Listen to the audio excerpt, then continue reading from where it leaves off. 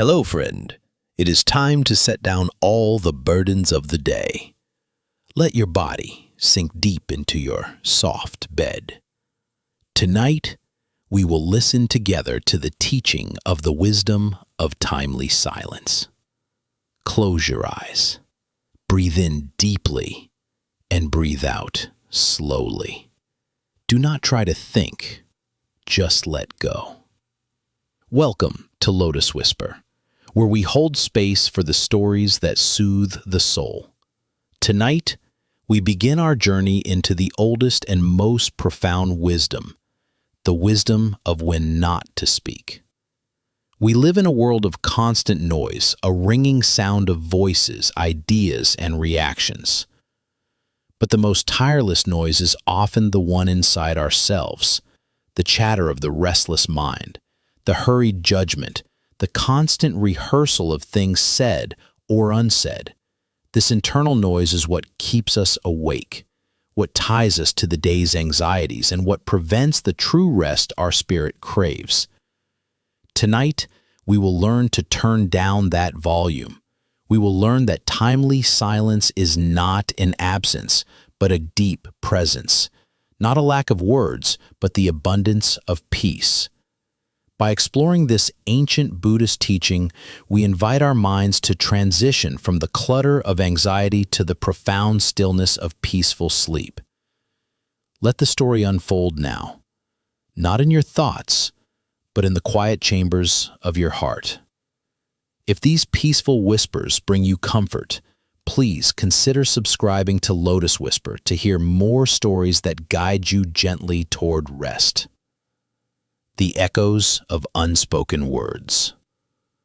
Let your shoulders drop now, releasing the tension they held throughout the day. Feel your forehead smooth out, letting go of the tiny lines of worry or concentration.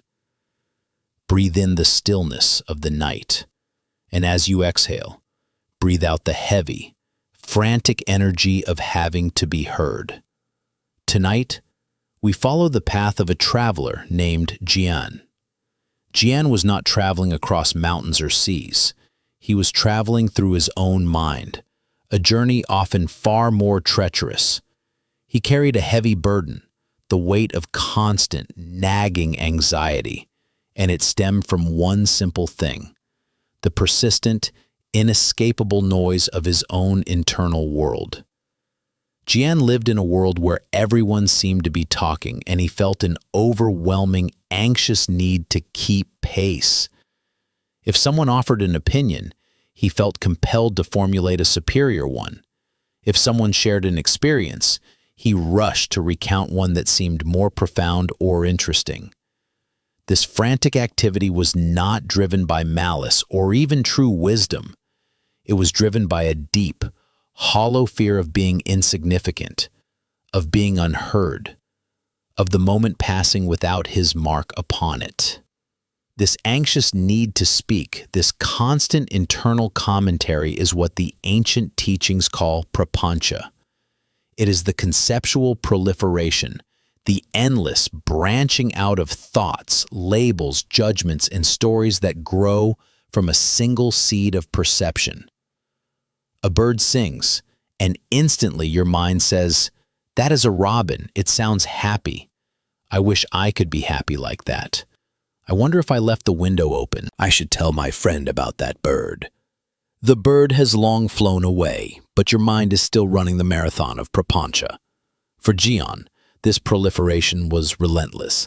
He would replay conversations from days past, crafting the perfect, witty retort he should have given. He would anticipate arguments not yet begun, practicing his defense against phantom critics.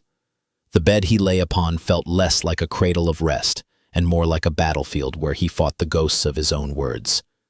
Imagine that feeling now, the way a simple, quiet evening can be utterly destroyed by the echoes of words that were never even spoken aloud, yet scream inside your skull. This is the first stage of our journey, the recognition of the anxiety that the undisciplined tongue and the restless mind create. It is the anxiety of being perpetually in motion. One morning, exhausted by the internal arguments, Jian set out to find a master, a figure rumored to live in a hermitage where the only sound was the rustle of bamboo. When he finally arrived, breathless and burdened, he found the master sitting by a quiet stream, simply watching the water flow.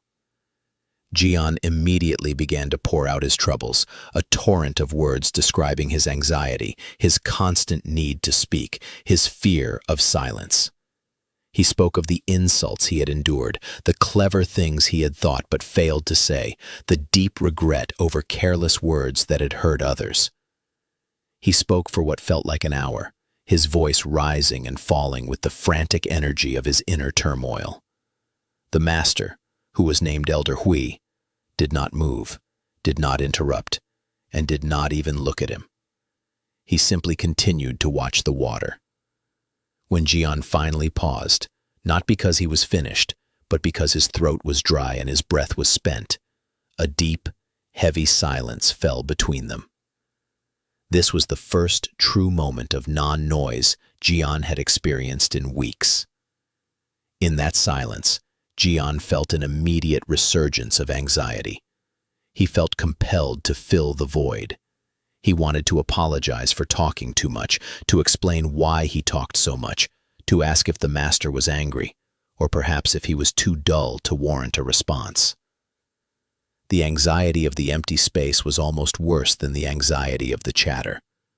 But just as he was about to launch into a new wave of words, Elder Hui slowly raised his hand, a gesture of profound, gentle finality. The master finally spoke, his voice like the smooth pebbles on the riverbed, worn down by time, steady and low. "Tell me, young one," the master said, looking not at Jian but at the stream. "Do you hear the water flowing?" Jian, perplexed by the simple question, stammered, "Yes, master, I hear it. It is flowing quickly." "And when the wind blows and stirs the leaves, do you hear the sound of the leaves?" "I do, master," Jian replied, wondering where this conversation was going. He was ready to offer an observation about the specific type of tree, the speed of the wind, the philosophical meaning of the sound. The master then turned his gaze fully upon Jian, his eyes infinitely quiet. "Then tell me this.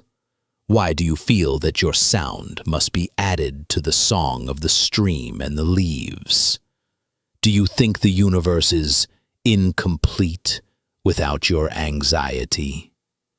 The burden of believing in necessity.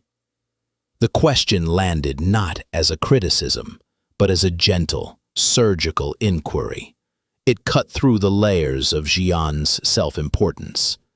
He had always believed his speech was necessary, a vital contribution. The master suggested it was merely noise, added to a harmony already perfect. Jian stood there, the full weight of his years of anxious chatter pressing down on him. His throat, dry from an hour of talking, now constricted with a sudden, devastating clarity. His entire internal life, the endless debates, the crafted retorts, the rehearsed opinions, was built on the single, flimsy premise that he must be heard. In the face of the stream's easy, effortless flow, and the master's calm gaze, that premise shattered. He felt a deep shame, not for being a bad person, but for having been so deeply, fundamentally mistaken. The universe, he realized with a sinking heart, was not only complete without his anxiety, but was perhaps more complete without it. His struggle to be heard had not made him significant. It had only made him deaf to the world and to himself. This is the beginning of wisdom, friend. The realization that much of our anxiety is the product of believing that our continuous, reactive speech is somehow mandatory. We must first see the burden we carry, the burden of the spoken, the thought, the judged, before we can even begin to set it down. Allow that simple question to rest within you now. Do you think the universe is incomplete without your anxiety? Let the silence around you answer. Let the weight of your own restless mind feel heavy for just a moment, so you can truly appreciate the lightness that is soon to come. We must first acknowledge the noise before we can begin the work of listening. Release your breath, release your tongue, and release the anxious need to speak. The lesson of the empty cup. Elder Hui waited until the silence around Jian had settled like dust. The master then picked up a simple, empty wooden bowl from beside the stream. He held it out to Jian. Young one, you came seeking wisdom, but your cup is already overflowing with the words and anxieties you have brought. How can I pour the peace of the stream into a cup that is full? Jian understood the metaphor instantly. His mind was so full of prapancha, the running commentary, the internal arguments, the labels, that there was no space for true understanding. Master, Jian whispered, his voice hoarse from the effort of holding it back. How do I empty my cup? You do not empty it by force. The master replied gently. You empty it by refusing to fill it further. This is the practice of timely silence. I do not ask you to. Stop thinking. That is a fight the mind always wins. I ask you to stop adding to the thought. Elder Hui pointed to a stone bench beneath the shade of a willow. For 3 days, you will sit on that bench. You will commit to 3 things. First, you will not utter a single word to any living thing. Second, you will only look at the stream, paying attention to its flow. Third, and most importantly, you will not permit your mind to formulate a reply to any thought that arises. The master's instructions were a direct assault on the root of Jian's anxiety, the automatic reaction. A thought would arise. This stone is uncomfortable. Jian's normal response would be to internally reply, I should move. The master is cruel. I wish I had brought a cushion. The master was asking him to simply observe the thought, and then allow it to pass without commentary. No reply. No fuel for the prapancha. The 3 days of torment and release. The first day was a living torment. Jian sat, eyes fixed on the moving water, but his mind was a battlefield. Every minute felt like an hour. His internal voice screamed, You're doing this wrong. Your leg is asleep. The master is testing you. You must think of a profound insight to tell him when he returns. He fought the urge to move, to scratch an itch, to formulate the perfect phrase about the nature of the flowing water. The silence felt aggressive, a vast, echoing emptiness that his ego kept trying to fill. He realized that the greatest noise had never been the insults of others, but the sheer, deafening volume of his own internal resistance. The anxiety he felt was the sound of his ego kicking and screaming because it was being denied its most vital sustenance, the sound of its own voice. On the second day, the fatigue of the struggle began to set in. He was tired of arguing with himself. The energy he usually spent on crafting superior opinions and witty retorts had nothing to do, and that excess energy became a hot, agitated restlessness. He watched a butterfly land on a leaf. It's a monarch, his mind instantly labeled. A beautiful symbol of transformation, his mind wanted to add. But he remembered the master's instruction. No reply. He let the sentence hang in the air of his consciousness, a lonely, unanswered echo. And for the first time, he simply saw the butterfly, not the label or the story, but the fragile, bright reality of its wings. It was on the morning of the third day that the breakthrough arrived. Jian was sitting, completely spent, his mind too tired to argue. The stream, which he had been observing for 60 hours, had ceased to be an object of study. It was simply the sound, the light, the movement. He felt the coolness of the air on his skin. He heard the rustle of the bamboo behind him, the low thrum of the stream in front of him.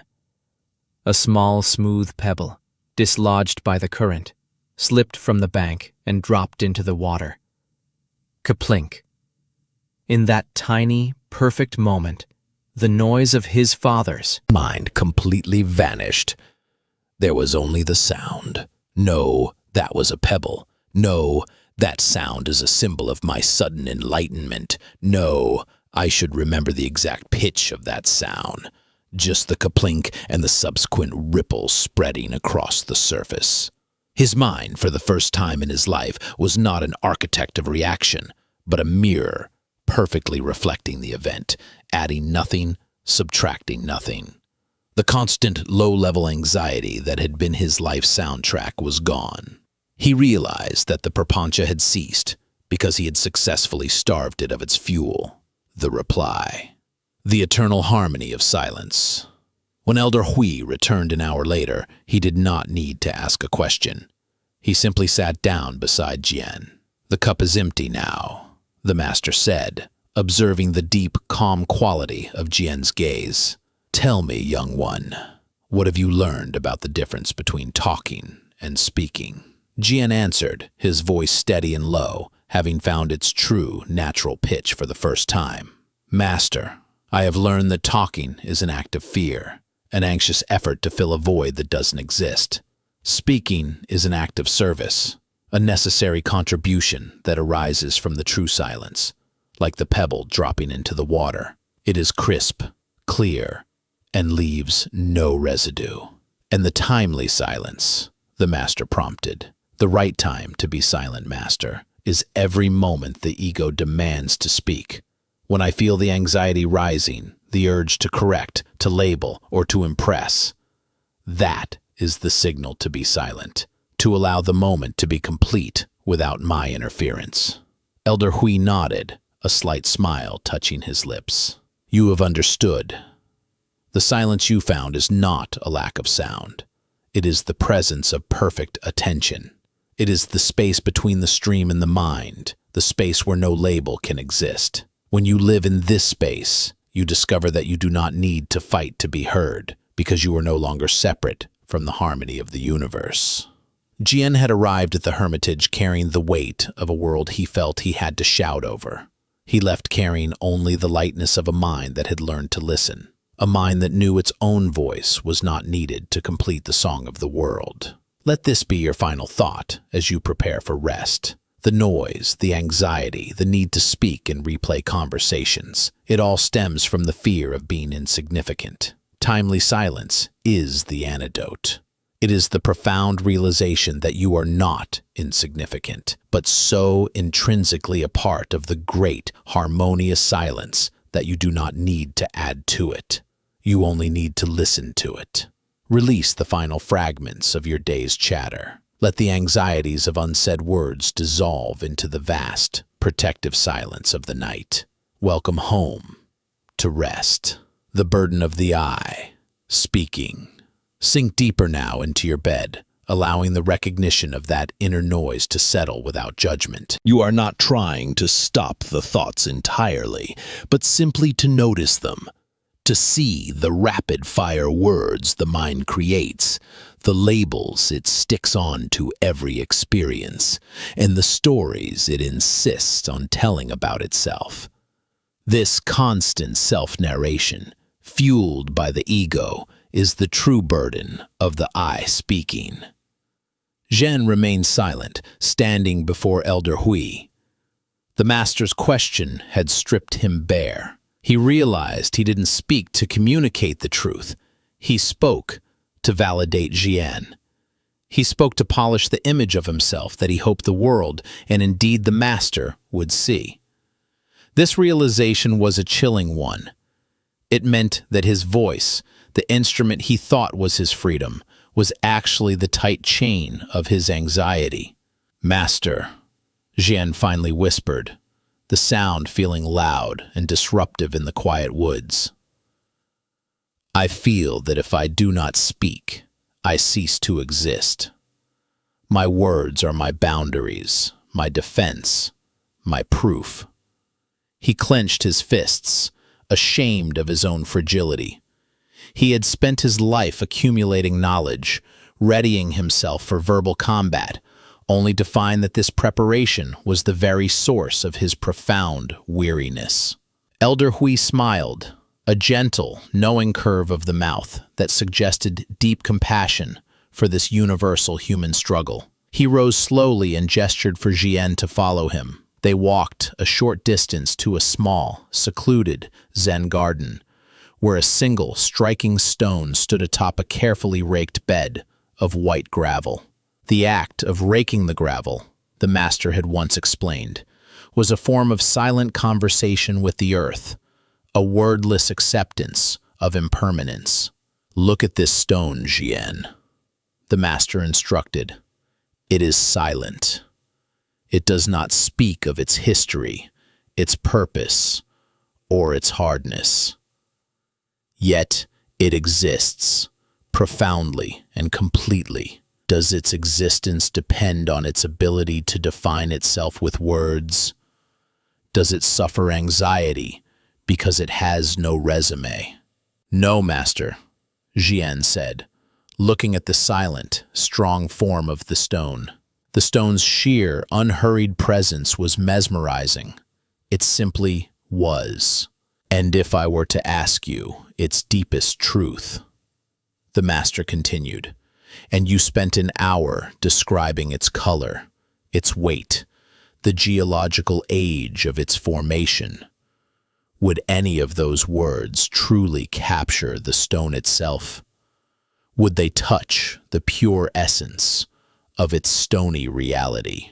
Jian shook his head. Words, he understood, were only pointers, fragile nets thrown over the vast, uncapturable reality of things.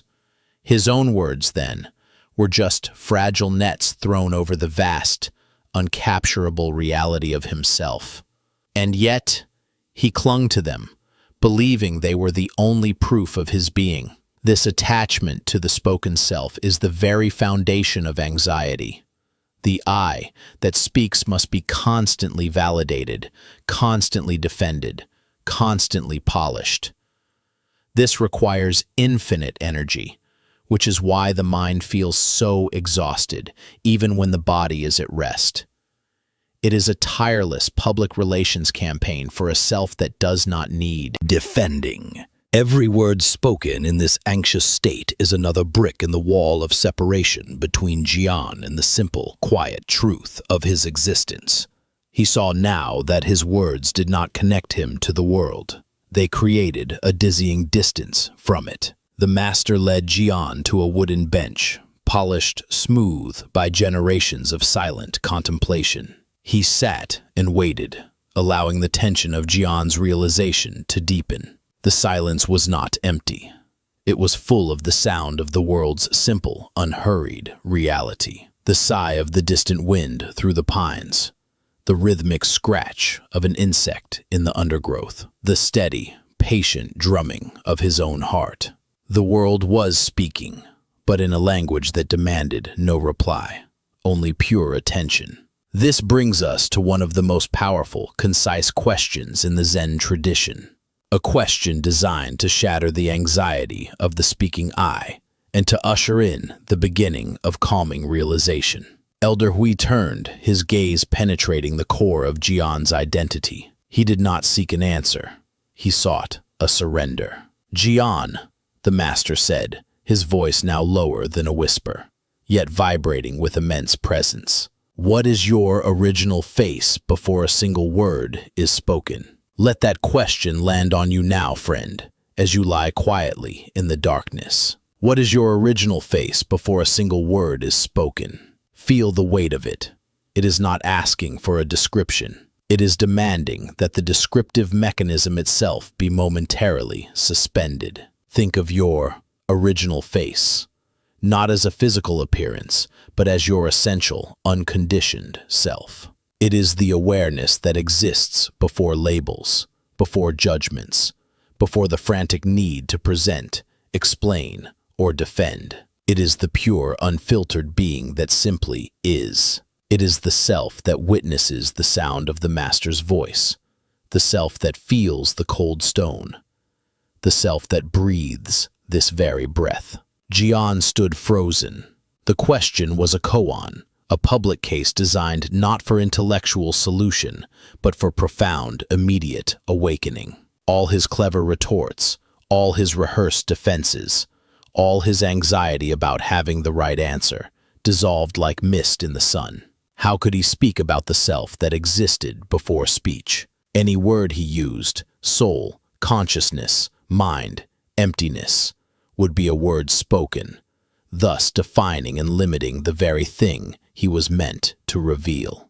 The Master was asking Jian to step out of the narrow cage of his self-definition, to realize that the fundamental truth of his life was already whole and did not require the brittle armor of verbal expression. The Master waited, his silence immense, heavy, and yet profoundly patient. It was a silence that demanded the surrender of the ego, a silence that felt like the deepest truth in the universe. In that extended, challenging silence, Jian began to feel an actual physical shifting. His muscles, which had been tight with the preparation for speech, began to loosen. His jaw unlocked.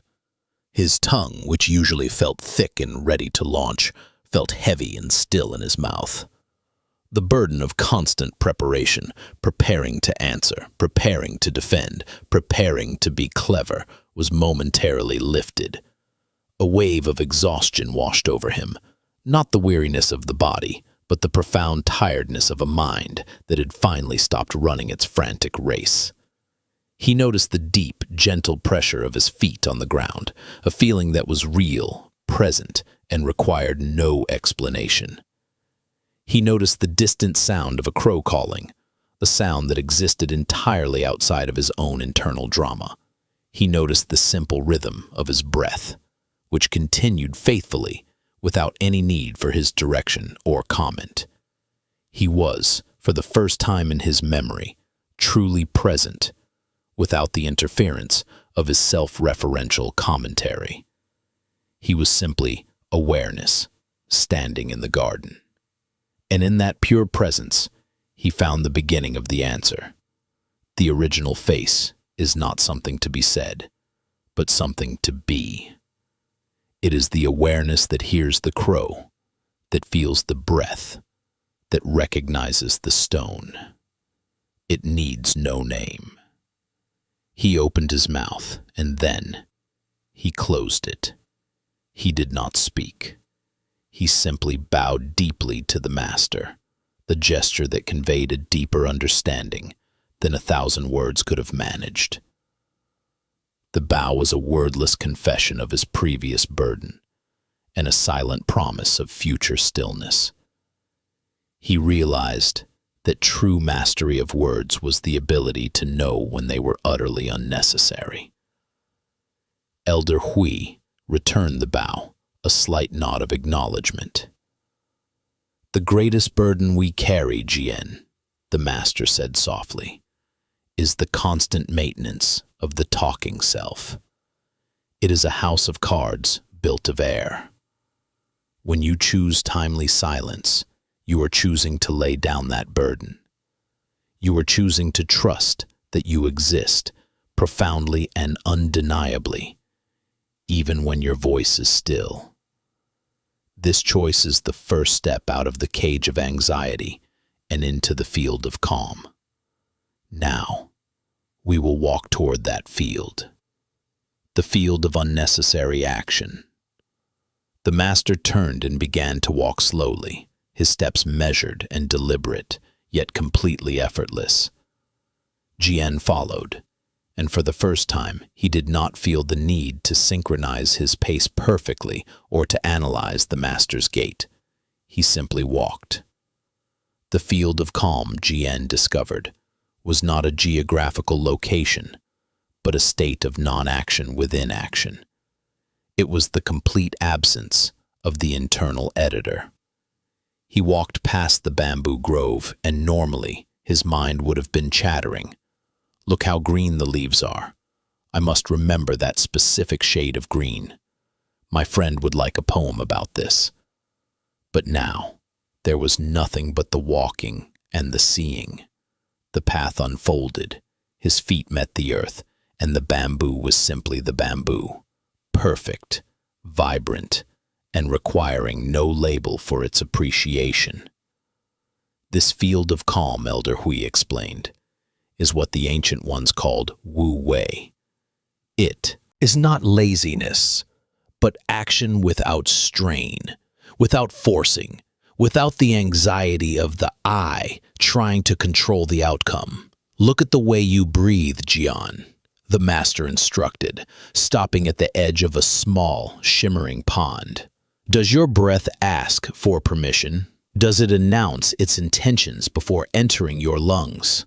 Does it suffer a moment of anxiety about whether it is doing a good enough job? Jian watched his own chest rise and fall. The breath was a perfect, wordless truth. It came, it went. It sustained life with a profound lack of fuss. It was the ultimate example of the unnecessary word. The moment he began to think about his breath, to label it, to judge its depth, he instantly disrupted its natural rhythm. His mind, the anxious talker, always interfered with the harmony of his body. Your breath is your original face in continuous motion. The master continued. It is proof that the source of being does not require your permission, your explanation, or your defense. It simply sustains you. When the talking self is silenced, the breath becomes your anchor to the simple reality of now. This is where the deepest rest begins, friend. Notice your own breath, now. Feel it as an effortless gift. You do not need to speak about the breath. You do not need to explain why you are breathing. Simply allow the breath to be, and allow your consciousness to ride its gentle wave. Let the unnecessary words fall away, like the old leaves they are. The dissolution of separation. For the remainder of the afternoon, Jian sat by the pond, practicing the lesson of the breath. He let his awareness rest solely on the inhale and the exhale, treating every rising thought, every piece of prapancha, as merely a cloud passing across the clear sky of his mind. He would not give it a reply. He would not offer it the fuel of his attention. He would simply watch the breath. As the sun began to dip below the hermitage roof, painting the sky with colors that transcended any word he might attempt to assign them, a profound shift occurred. The anxiety that had been a hard knot in his stomach for years began to unravel. He looked at the still pond. The water was now a perfect mirror, reflecting the trees, the sky, and Elder Hui sitting beside him. He felt a deep, warm connection to the master, to the pond, and to the silent stone in the garden. He realized that the talking I had always created a sense of separation. I am Jian. That is the master. That is the pond. When the anxious chatter ceased, the separation dissolved. The observing self and the observed world were no longer two separate things, but a single, perfect reflection. This realization dissolves the final source of stress, the illusion of separation. You are not separated from the peace you seek. You are the peace itself. Your final surrender is the acceptance that your body is resting. Let your mind rest with it. There is no difference between the body's need for sleep and the mind's need for silence. The need to be right is the greatest distraction. You have chosen to be peaceful instead of right. All words are temporary. The silence is eternal. Choose the eternal. You are dissolving into the unending silence that exists before and after all thought and language. Feel the profound, heavy warmth of your relaxation, pulling you down into the deepest peace. Let your mind melt into the dark, expansive space of the empty cave. Sleep is the ultimate act of timely silence. It is the temporary, perfect surrender of the self that speaks, the self that strives, and the self that is anxious. It is the moment where you trust the universe to carry you without your verbal commentary. The silence of the night is now embracing you fully. As you drift now, let the following final words be absorbed into the stillness of your heart. Let them be the last ripples that fade on the surface of your consciousness. The silence is complete. The silence is safe. The silence is your home. Welcome home to rest. Let go. Drift now into the deep, quiet field. Sleep now. The monastery of quiet reflection. Now, friend, as the anxiety of the speaking self begins to subside, we enter the space of calming. Imagine yourself walking alongside the traveler Jian as he follows Elder Hui deeper into the silent heart of the monastery grounds. With every step, he leaves behind the noisy marketplace of his own mind. The path is made of packed earth, winding gently beneath ancient pines. You can feel the coolness of the forest air entering your lungs, cleansing the last remnants of the day's frantic energy. Hear the sounds of this place, not as interruptions, but as threads in a vast, silent tapestry. Listen closely. The sound of the natural world replaces the sound of human opinion. There is the gentle rush of the stream, an unhurried, constant conversation with the stones it passes over. There is the occasional snap of a twig, sharp and distinct in the overwhelming quiet. And above it all, the wind, sighing through the bamboo grove. This sound is perhaps the most profound. It is the sound of emptiness, a hollow flute played by the breath of the universe. In this Zen monastery, silence is not a rule, it is the primary teaching. It is the environment in which all other wisdom can take root. The monks move with a profound, unhurried grace. Their robes brush the ground without a whisper of sound. Their eyes meet yours with a quiet depth that asks no questions and demands no answers. They communicate with slight bows, with the precise placement of a bowl, with the shared understanding of the moment. They are practitioners of noble silence, Arya Tuni Bhava, a state not merely of non-speaking, but of a deeply cultivated quietude of heart and mind. Elder Hui stops at a simple, unadorned structure, the meditation hall. The atmosphere inside is thick and heavy, not with smoke or heat, but with years of concentrated stillness. The air itself seems to vibrate with a settled, patient energy. Jian, the master said, his voice barely disturbing the air.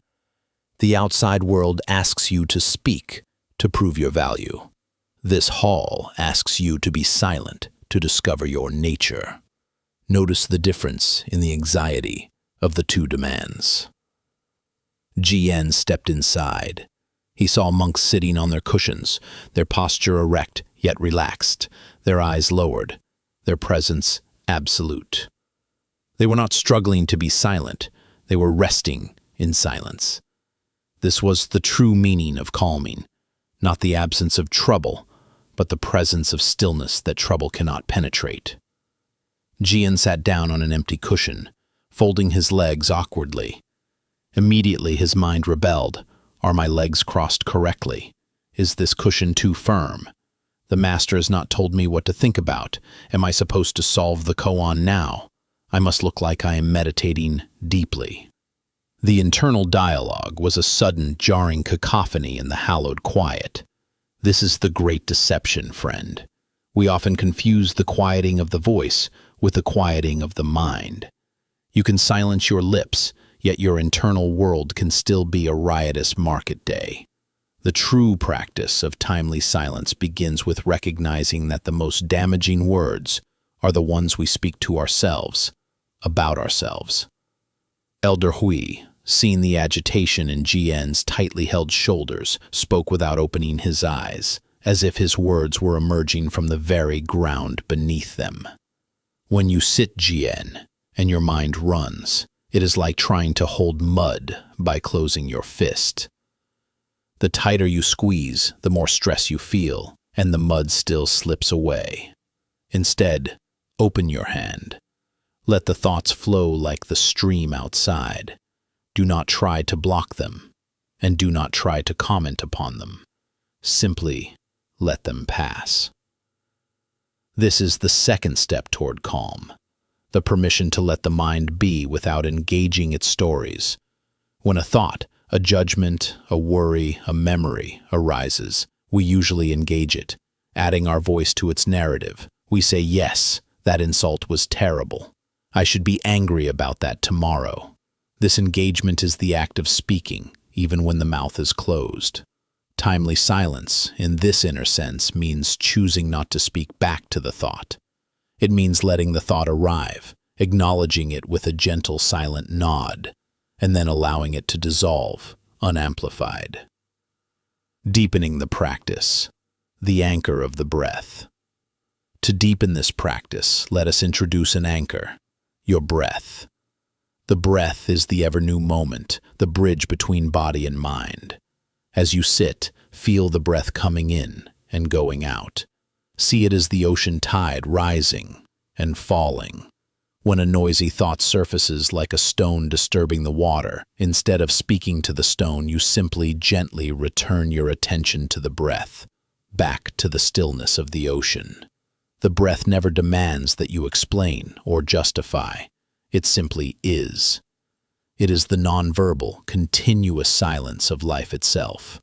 Breathing in, you know you are breathing in. Breathing out, you know you are breathing out. This practice is not about changing the breath, but about letting the quiet of the breath hold you. Feel the silence of the tiny pause between the in-breath and the out-breath. These are the subtle gaps through which the deepest calm can seep. Each breath is a small letting go, a gentle refusal to engage in the mind's clamor. Imagine now, as you lie in your own bed, that your room is the silent meditation hall. The noise of the day is trying to follow you in. The list of tasks, the conversation with your colleague, the news report. Allow these thoughts to appear as if written on a piece of paper that floats gently before your inner eye. Do not pick up the pen and write a reply. Do not read the words aloud in your head. Simply watch the paper float by, carried away by the gentle current of your breath. Feel the deep restorative power of this non-engagement. Each time you refuse to speak back to a worrisome thought, you reclaim a fraction of the energy that anxiety constantly demands. This reclaimed energy is transformed into stillness, into calm. Jian sat for a long time, practicing this. His knees ached, his back protested, and his mind kept firing suggestions. Change position. You're failing. You're hungry. But he remembered the stone, and he remembered the master's instruction. He simply watched the thoughts, observing the anxious eye, trying desperately to assert its relevance. He realized the anxious eye could not survive true silence. It required an audience, a voice, a stage. By refusing the voice, Jian was starving the anxiety. The restlessness began to subside. not with a bang of realization, but with a gentle, slow deflation. The air around him seemed to grow larger, less confined by his own frantic self. The silent offering, food and presence. Timely silence does not end when you leave the cushion. It must permeate every action. When the session ended and the monks rose in their quiet, effortless manner, Jian felt a profound physical shift. He was tired, but not the exhausting tiredness of the anxious mind. It was the heavy, deep fatigue of the body settling into rest. He had spent his energy on being, not on talking. The master offered Jian a simple bowl of warm rice gruel. It was consumed in silence.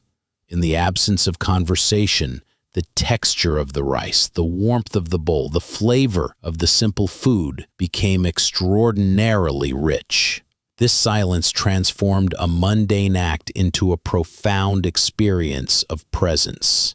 Jian found himself acutely aware of the warmth spreading through his chest, the delicate, nutty flavor of the rice, the subtle creak of the wooden spoon against the earthenware bowl. Before, meals were merely background noise for his internal debates. Now the meal was the moment. The anxiety of prapancha, conceptual proliferation, had always robbed him of the richness of the present. Timely silence gave it back. The silence of action. Even in the washing of the bowls, the monks maintained silence. The water flowed. The bowl was cleaned. There was no thought of the next bowl, no judgment of the stain on this one. It was a silence not just of the word, but of dualistic intention. The action was simply itself. The profound efficiency of their movements, the absence of wasted effort or extraneous noise, showed Jian that presence, born of silence, is the highest form of discipline. The final lesson under the stars. As the darkness deepened, Elder Wei led Jian out to an open, grassy hill overlooking the valley. Above them, the stars were beginning to appear, countless and silent. The master lay down on the cool earth, looking up. Jian lay beside him, feeling the vast, silent coldness of the universe pressing down, yet somehow also cradling him. "Look up, Jian," the master murmured, his voice now almost indistinguishable from the wind. "Do you see how many words it would take to describe even 1/1,000,000th of that light?" "It would take an eternity, master," Jian replied, his voice soft, humbled by the immensity. "And yet," the master said, turning his head slightly, "the universe manages to hold all that vast, silent complexity without a single spoken word. The silence of the cosmos is not empty. It is the vessel that holds all existence. The stars do not have to speak to prove they are shining. They simply shine." Jian felt the truth of this teaching penetrate him completely.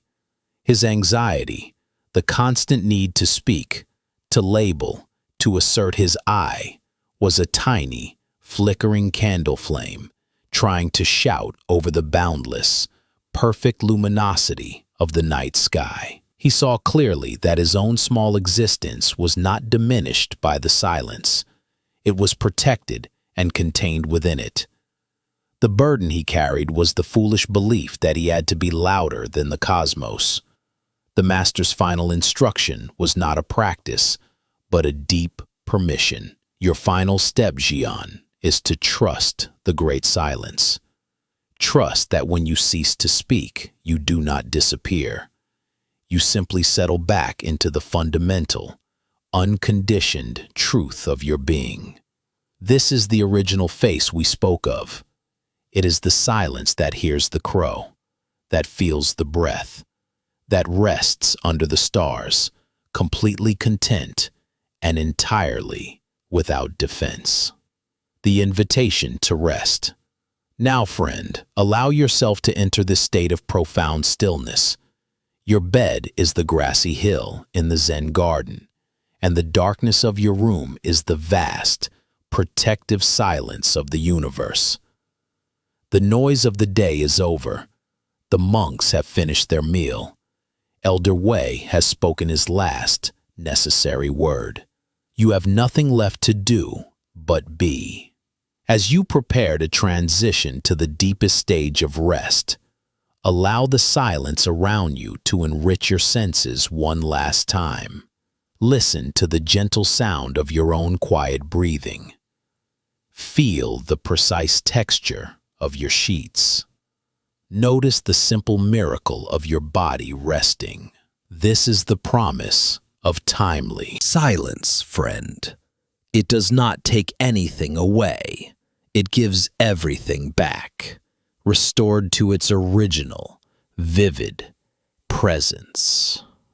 Let the anxiety fall away, and let the final true layer of calm settle over you, deep and heavy, like the ancient stillness of the Zen hall. Rest your mind in the silence. The burden of the speaking self has been laid down. You are complete. You are sufficient. You are silent. And in that silence, you are profoundly heard by the universe itself. Let the pillow cradle your head. Let your body feel the unburdened stillness of the stone. Release the need to speak, even inside your own head. Sleep is the ultimate act of timely silence. It is the perfect surrender of the self that speaks, the self that strives, and the self that is anxious. It is the moment where you trust the universe to carry you without your verbal commentary. The silence of the night is now embracing you fully. As you drift now, let the following final words be absorbed into the stillness of your heart. Let them be the last ripples that fade on the surface of your consciousness. The silence is complete. The silence is safe. The silence is your home. Welcome home to rest. Let go. Drift now into the deep, quiet field. Sleep now. The gate of the unmoving mind. Allow the calm you found in the monastery hall to deepen now. Feel the profound, soothing difference between the noise of reaction and the silence of observation. This distinction is the vital key to mastering the gate of the unmoving mind. Jian spent several weeks at the hermitage. His external life was reduced to the bare, beautiful essentials. Rise before dawn. Sit in silent meditation. Work slowly in the sun-drenched garden. And eat in utter stillness. Yet his internal life remained a stubborn battleground. He had successfully silenced his lips. He was physically mute, but his mind, like a cage of startled birds, still fluttered wildly with commentary, judgment, and worry. He was not speaking, but he was certainly not silent. He realized he was treating silence like a punishment, or a difficult task to be grimly endured, rather than a natural, restorative state of being to be entered. He was merely holding his breath mentally, constantly waiting for the moment he could speak again, which only amplified the pressure of his unresolved anxiety within. This purely intellectual suppression was not the true path. It was merely the first, necessary step of external discipline, but it lacked the inner surrender required for true peace. One afternoon, he found Elder Hui meticulously mending a hole in his simple brown robe. The master's movements were slow, precise, and utterly focused, radiating an intense, peaceful concentration. Jian, recognizing that he should not disturb this flow, yet eager for guidance, stood quietly until the master completed the delicate stitching and cut the thread with a small, sharp pair of scissors. Even the way the scissors moved seemed unhurried, respectful, pervasive stillness. "Master," Jian began softly, having finally surrendered his rehearsed questions. "I have kept my vow of external silence, yet my mind remains frantic. I sit and my thoughts shout at me. It seems true inner silence is beyond my reach.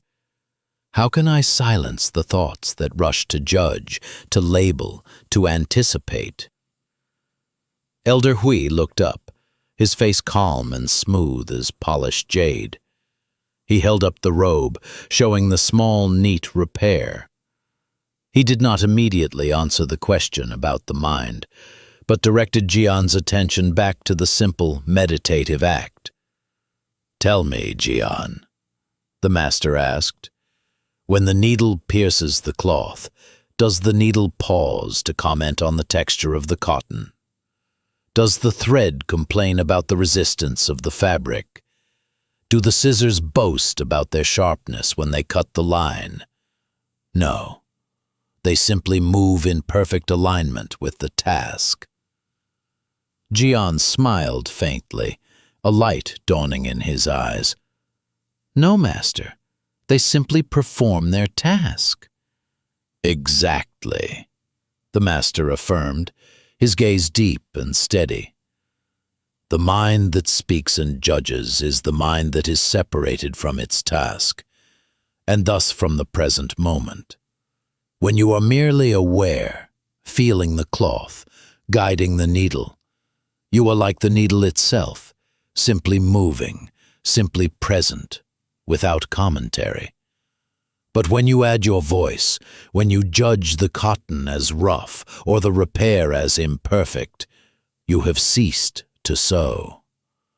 You have begun to speak about sewing, and in that moment, your true, peaceful attention leaves the reality of the work. This distinction, friend, is the true beginning of inner silence and the deepest source of calming. It is the difference between experiencing life and narrating life. Most of our waking hours and much of our restless night are spent narrating. "This blanket is too hot. I don't like the ticking clock. This day was terrible. I hope I fall asleep now."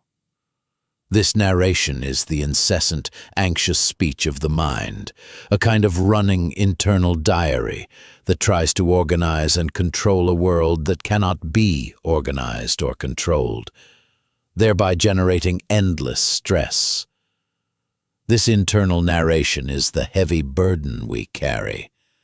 It is the need to constantly be the protagonist, the critic, and the director of our own experience. It prevents true rest because the narrator's job is never done.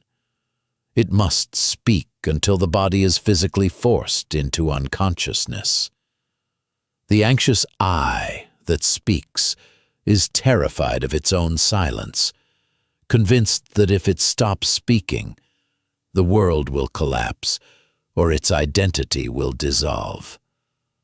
It is a voice of tremendous but misguided effort. The gate of the unmoving mind is accessed by learning to listen before speaking, both externally to the world and internally to the self. It requires a profound, gentle discipline of not taking the bait of the inner voice. Elder Hui then gave Jian a new, crucial assignment, a practice designed to dissolve the anxious need for inner commentary and to help the mind settle into profound calm. For the next day, Jian, do not forbid the thoughts. That is a form of fighting, and fighting creates more noise. But when a thought arises, a worry, a memory, a plan, you must listen to it fully, just as you listen to the sound of the wind in the bamboo. Hear the thought completely, but then you must take the vow. Do not add a second thought. This simple instruction was profound yet subtle. The first thought is merely a neurological event, a fleeting echo of the past or a shadow of the future. It is often impersonal. But the second thought, the reaction, the judgment, the emotional elaboration, the self-critical commentary, the frantic planning, that is the active, anxious speaking. It is the ego reasserting its narrative. It is the fuel that turns a harmless spark into a raging mental fire that burns away your sleep. Consider these common moments of mental noise. First thought, the spark. I need to reply to that message tomorrow. A simple, impersonal piece of information. Second thought, the fire, the noise. I must get up early. What if I forget? That person is difficult to deal with. I should have replied earlier. I am terrible at managing my time. The anxious commentary, the voice of the I, speaking about the event, creating suffering where there was only a reminder, or perhaps a memory. First thought, the spark. I remember that awkward thing I said at the party last month. A neutral memory retrieval. Second thought, the fire, the noise. Why did I say that? Everyone must think I'm foolish. I will never speak in front of that group again. I must spend tomorrow rehearsing an apology. The self-criticism, shame, and future planning that converts a past event into present tension. The timely silence here is the absolute, conscious refusal to produce that second, reactive thought.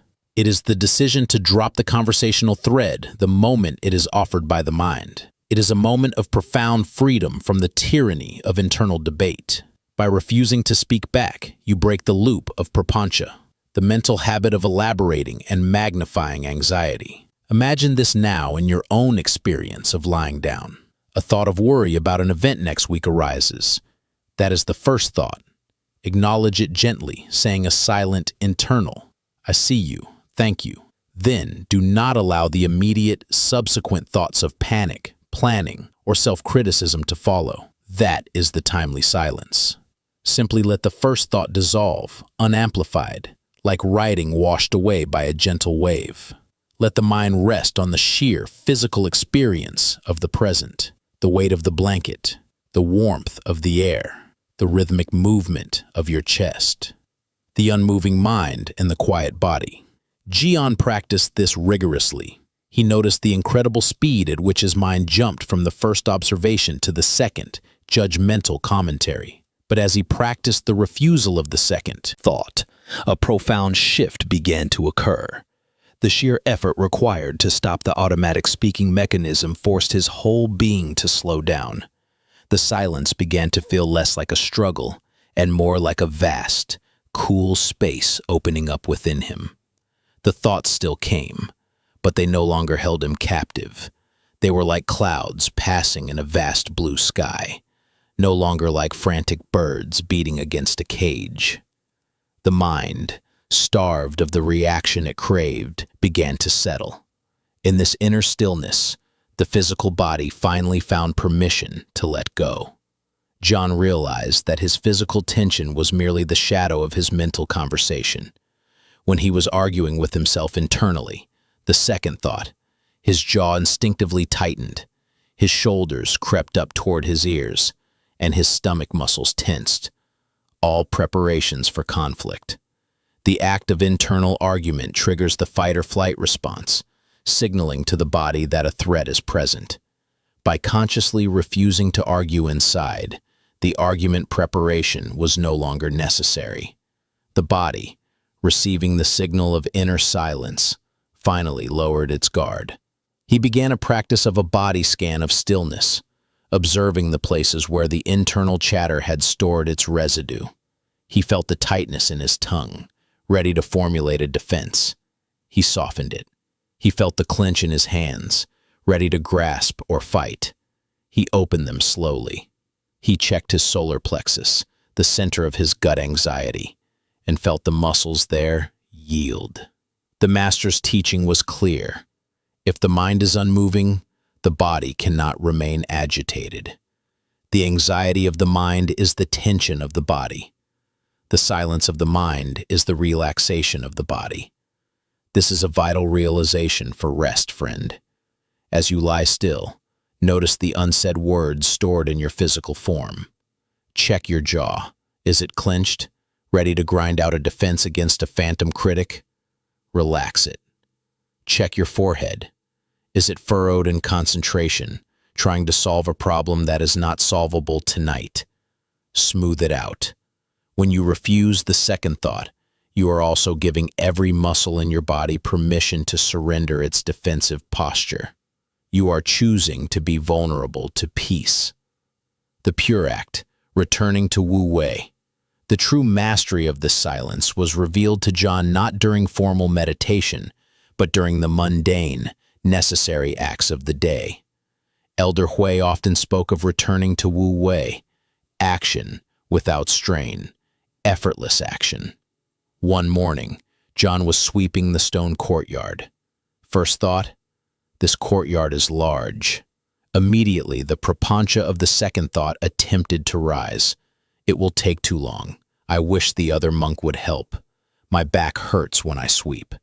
John caught the second thought, gently refused to reply to it, and returned his attention solely to the act of sweeping. He felt the rough wood of the handle, heard the rhythmic shh of the broom bristles against the stone, and watched the dust swirling and settling. In that pure, unamplified presence, sweeping was no longer a chore to be complained about or hurried through. It became a deep, satisfying engagement with the present moment. The act itself was perfect, and the mind was still. He realized the anxious I always added a layer of resistance to every simple task, thereby turning simple life into a continuous effort. It was the voice of resistance, the second thought, that created the mental fatigue. When he eliminated the resistance, he eliminated the fatigue of the mind. He began to move through his day with the same unhurried grace he had observed in the elder, a living testament to the fact that inner peace is not found in the cessation of activity, but in the cessation of the internal argument about that activity. Timely silence, Jen, Elder Hui concluded that evening, his eyes closed in contemplation, is not about becoming mute. It is about becoming whole and deeply rested. It is choosing to respond from the root of peace, not react from the surface of anxiety.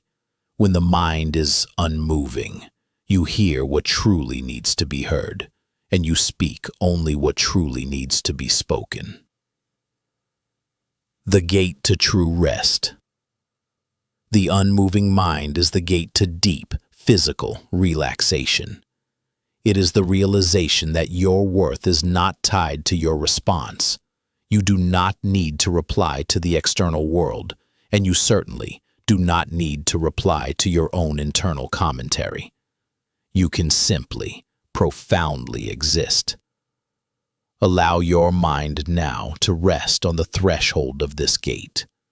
When a thought arrives, the first thought, simply witness it. Do not engage it. Do not reply.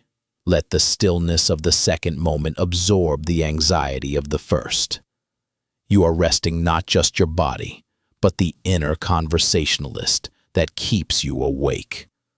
Let the final realization of Jen settle into your being now. The true self is not the voice that speaks the second thought, but the vast, quiet awareness that watches the first thought pass. This awareness requires no words, no defense, and no effort. It is already perfectly calm. Let the soothing wave of calm wash over the restless mind.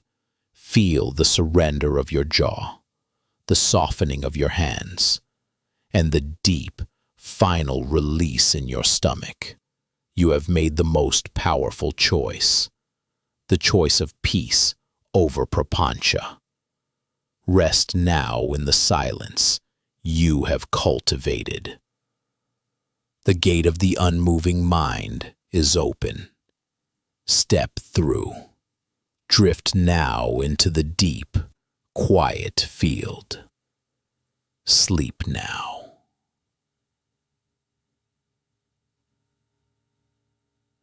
Part 5. The Koan of the Silent Drum. Allow the calm you found in the monastery hall to deepen now. Feel your entire being soften into the mattress beneath you. As we enter this phase, we explore the ultimate truth of timely silence, that the most perfect response is often no response at all, but pure, undeniable presence. Jen had mastered the external silence of the lips and was beginning to master the inner silence of the second thought. The world began to feel slower, larger, and less threatening. Yet, a final, subtle anxiety persisted. The worry that by being silent, he was withholding his best self, or failing to communicate a necessary truth. He still believed that profound understanding must eventually be articulated, codified, or shouted to the world.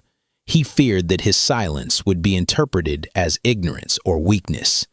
This anxiety stemmed from the ego's deep-seated fear of fading into insignificance, the terror of existing without a label or a defined statement. He recognized this fear as the last barrier. It was the ego demanding a final, triumphant sound to prove its enlightenment. One misty morning, Elder Hui led Jian to a large, dusty drum that sat unused in the corner of the small assembly hall. This was not just any drum. In the Zen tradition, the Dharma drum is often struck to summon monks to meditation or to mark the completion of a profound teaching. It is the authoritative voice of the Absolute. This drum was ancient, its hide stretched tight and darkened by years of silence. It was clear that no one had struck it for decades.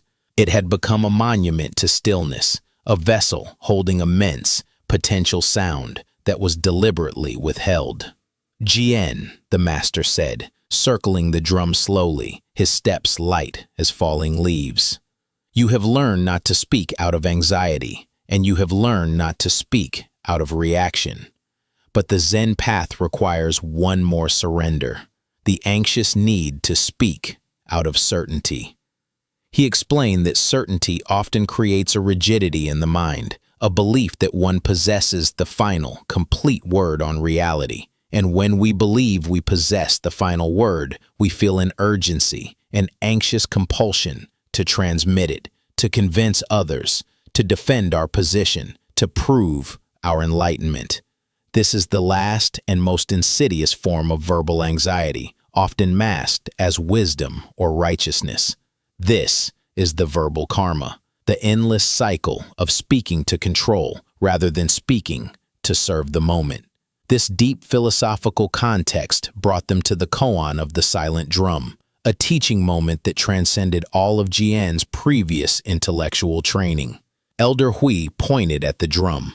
If you strike this drum, it will make a sound, a deep and powerful boom, a vibration that fills the entire valley, commanding attention. But you are asked to speak the profoundest truth of the Dharma, the truth of the universe before words, the truth of your original face, and your answer must be this drum. How will you make it speak without striking it? The question was a profound paradox. How do you express sound through silence?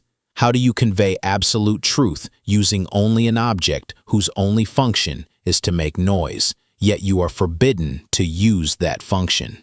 The koan demanded that Jian find the voice of the drum that existed before the sound, the essential, silent voice of its being, the truth of its raw existence. It was a request to perceive reality at its core, prior to all human interpretation. Feel that riddle settle into your own mind now, friend, as you surrender your tension to the darkness.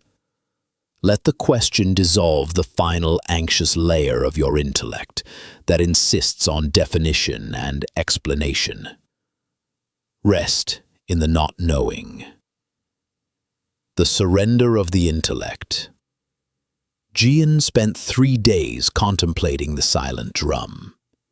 He ate almost nothing, sitting near the drum, listening not to the silence around it, but to the silence of it. He recognized that the tension he felt was the last residue of his former self, the self that desperately needed to perform, to produce, to speak a brilliant word. His mind offered all the usual clever intellectual answers. I will point at it. I will draw a picture of the sound. I will use a gesture that implies the striking motion. I will write a poem about the stillness of the wood. But each idea felt false, merely an elaborate substitution of words for words, or actions that were just another form of clamor. He realized his failure stemmed from his obsession with the effect, the sound, rather than the cause, the profound, quiet existence of the drum itself. The drum's essence was not in the fleeting noise of the boom, which instantly fades away, but in its durable, solid presence, its suchness, tathata. He understood now that the boom is merely a temporary ripple on the surface of reality, while the drum itself is the deep ocean. His need to produce a definitive sound was the same as his old need to produce a definitive answer in a conversation, a superficial desire for validation. The true teaching of the koan is that the highest truth cannot be captured by the drum, by the boom, or by any human articulation. The truth simply is, in the same way the drum simply is, silent, present, and complete. It doesn't need to be struck to be real. Its silence is its deepest speech. On the fourth morning, Jian returned to the hall, his face finally free of the tension of trying to figure it out. He simply sat down beside the drum. He noticed the dust on the hide, the slight ancient scent of leather and wood, the way the morning light struck its curve. He stopped thinking about the drum and simply became present with it. He realized the error in the question was the assumption that he had to make the drum speak. The drum was speaking all along, in its profound stillness, in its texture, and in its silent readiness. The perfect response required him to join that stillness, not break it. When Elder Hui entered, Jian did not move. He did not point, he did not speak. He did not even bow immediately. He simply sat in absolute, profound presence with the drum, his mind resting, unmoving. He felt the vast, quiet unity between himself and the leather, the wood, and the surrounding space. Then, Jian very slowly and deliberately reached out his hand.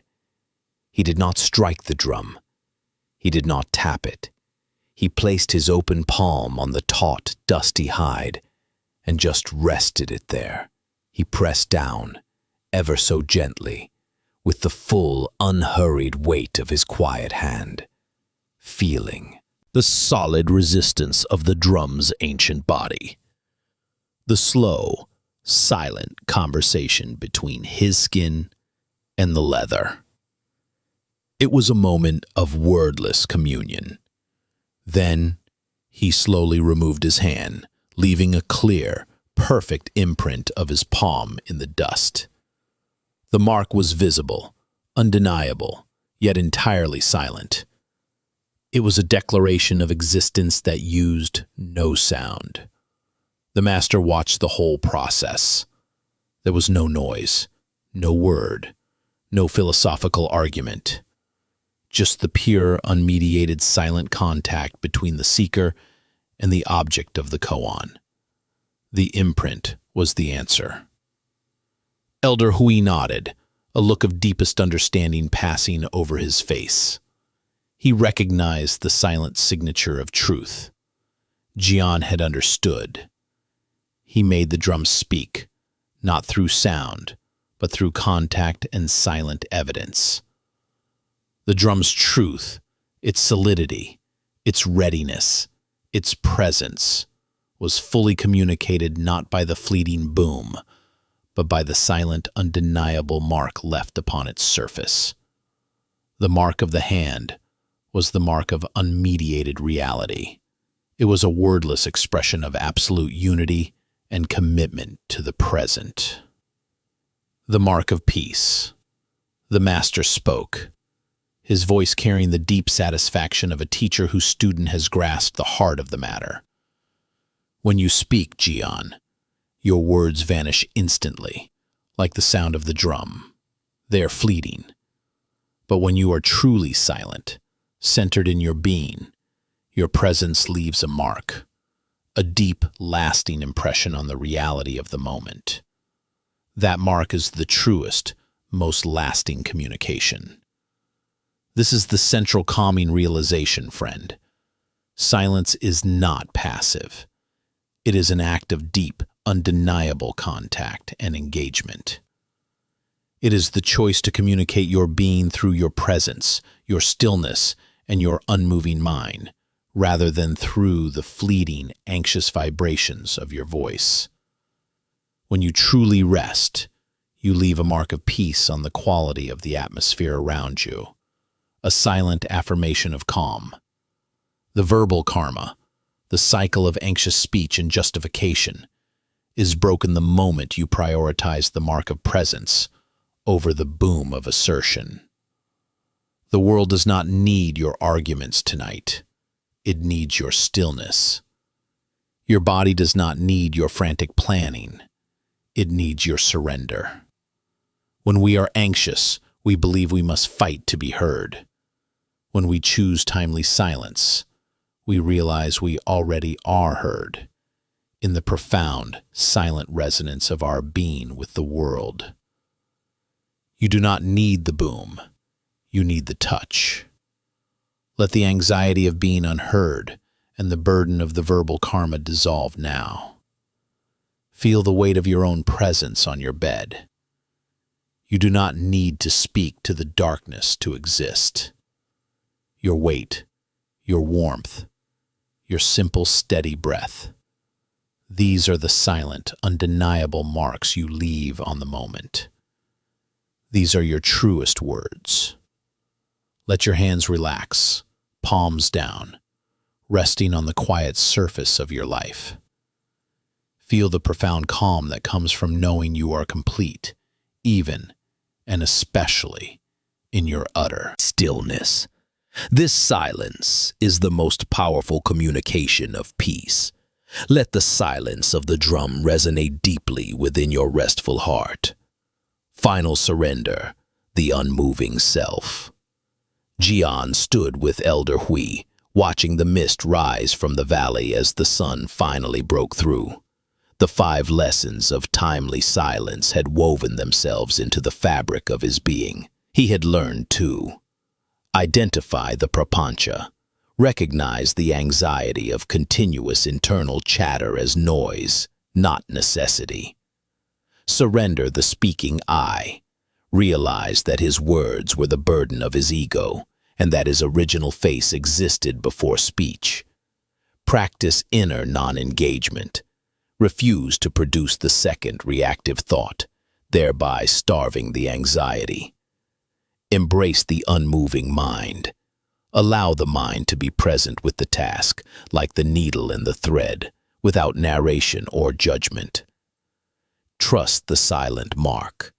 Choose presence over assertion, knowing the silence leaves a deeper mark than any sound. This entire journey was the path from effort to effortlessness, from talking to being. He realized that the greatest power resides in stillness, and the deepest security is found not in his voice, but in his rooted presence. Now, friend, as you lie in your final state of readiness for sleep, integrate these lessons completely. Let the stillness you have found, the unmoving mind, guide your entire body into rest. Feel the profound, heavy warmth of your relaxation pulling you down into the deepest peace. Let your mind melt into the dark, expansive space of the empty cave. You have placed your open palm upon the silent drum. Your commitment is clear. Your presence is undeniable. Sleep is the ultimate act of timely silence. It is the temporary, perfect surrender of the self that speaks, the self that strives, and the self that is anxious. It is the moment where you trust the universe to carry you without your verbal commentary. The silence of the night is now embracing you fully. Let the anxiety of being heard finally dissolve. You are not separated from the peace you seek. You are the peace itself. You are the stillness that holds the drum, the silence that absorbs the boom, the awareness that watches the thoughts pass. As you drift now, let the following final words be absorbed into the stillness of your heart. Let them be the last ripples that fade on the surface of your consciousness. The silence is complete. The silence is safe. The silence is your home. Welcome home to rest. Let go. Drift now into the deep, quiet field. Sleep now. The texture of non-reaction. We now cross the threshold into the deepest phase of relaxation. The struggle is over. The frantic anxiety of the speaking ego has settled, and the urgent need to prove yourself has faded. You are simply here, resting, accepting the profound, comforting texture of non-reaction. Allow your eyelids to become heavy, and the space between your eyebrows to smooth completely. Jian's profound understanding of the silent drum transformed his relationship with the world. He no longer felt the incessant, anxious pull to reply, to argue, or to defend. He understood that every moment was a profound, silent choice, a choice to add fleeting, noisy words, or a choice to leave the silent, enduring mark of his peaceful presence. He recognized that true power lay in the conservation of his spirit's energy, not in its reckless verbal expenditure, and that this conservation was the essence of timely silence. The true texture of non-reaction is fundamentally physical, friend. When we are about to react, when we feel a flash of anger at a memory, or a surge of defensive energy against an imagined slight, the body instantly tenses. The jaw clenches, the muscles of the neck tighten, the heart quickens its rhythm, the stomach knots, and the breath catches in the throat. This physiological bracing is the ancient, primal mechanism of the body preparing for verbal combat, preparing to survive the perceived threat of silence. It is the body saying, I must speak to control this moment. Imagine now, a wave of discomfort or an unwanted thought arises as you lie in your restful state. Perhaps a memory of an unfair criticism floats up, or a sudden fear about a future deadline intrudes. The old Jian would have instantly launched into an internal, fiery defense, spending valuable resting energy on a battle that was already past or not yet real. This reaction stemmed from a deep, philosophical misunderstanding, the belief that words are permanent, that they can somehow fix the fluid, shifting reality of the world. The new Jian, having learned the wisdom of timely silence, simply notes the rising tension in his chest or the slight tightening of his fists. He recognizes it not as truth, but as the urge to react, the old, anxious habit of the mind demanding to speak. But he chooses the deeper, richer, and infinitely more restorative path of non-reaction. He anchors himself in the Buddhist teaching of impermanence, anicca. Why spend 1,000 words defending something that, like the thought itself, will vanish in the next breath? The effort is futile. It is the ego trying to freeze the moving stream. The fourfold silence, the art of letting go. He performs what the wise call the fourfold silence in the face of provocation, a gentle, disciplined act of withdrawal from the mind's drama, an absolute acceptance of the present moment's fleeting nature. Silence of the lips, the outer gate. He physically holds the tension in his jaw, but he does not let the reactive, judgmental words escape. He maintains the stillness of his face, letting the stillness ripple down through his throat. The lips are closed, but the stillness extends to the tongue, letting it feel heavy and soft in the mouth. It is the conscious, gentle surrender of the instrument of speech. Silence of the mind's voice, the inner gate. He refuses to let the thought form into a cohesive, argumentative sentence. He consciously stops the second thought, letting the initial urge dissipate without the fuel of internal dialogue. He simply notes, "Ah," a thought of worry, and allows it to pass like a cloud. He understands that the thought is not him, and the choice to engage is entirely optional. He preserves the precious energy of his inner sanctuary by not giving the noise an audience. Silence of the body, the physical surrender. He consciously and gently relaxes the point of tension, perhaps his stomach, his shoulders, or his brow, allowing the heat of the emotion to dissipate without being bottled up or fueled by his mental debate. He allows the body to soften completely, surrendering its desire for control. This is the moment the shield of resistance drops. When the mind ceases its internal argument, the muscles realize the battle has been called off, and they can finally, profoundly, rest. He breathes into the tension, and as the breath leaves, the tension dissolves with it. Silence of the heart's expectation, the ultimate release. He releases the anxious expectation that the situation must be corrected, judged, or made fair by his effort. He allows the world to be imperfect. He allows the memory to be unpleasant, and he allows himself to remain, unconditionally, at peace. This is the deepest form of relaxation, the release of the need to control reality with his own small will. This final surrender is the act of highest trust, the acceptance that his peace is not negotiable based on external events, past or future. This non-reaction is not passive surrender. It is not weakness. It is the ultimate strength and a profound act of self-care. It is an act of deep self-protection, conserving the sacred, limited energy of the body and mind that is meant for rest and renewal. It is a choice to let the noise of the world, whether external or internal, simply pass through, rather than taking it in and amplifying it with your own voice.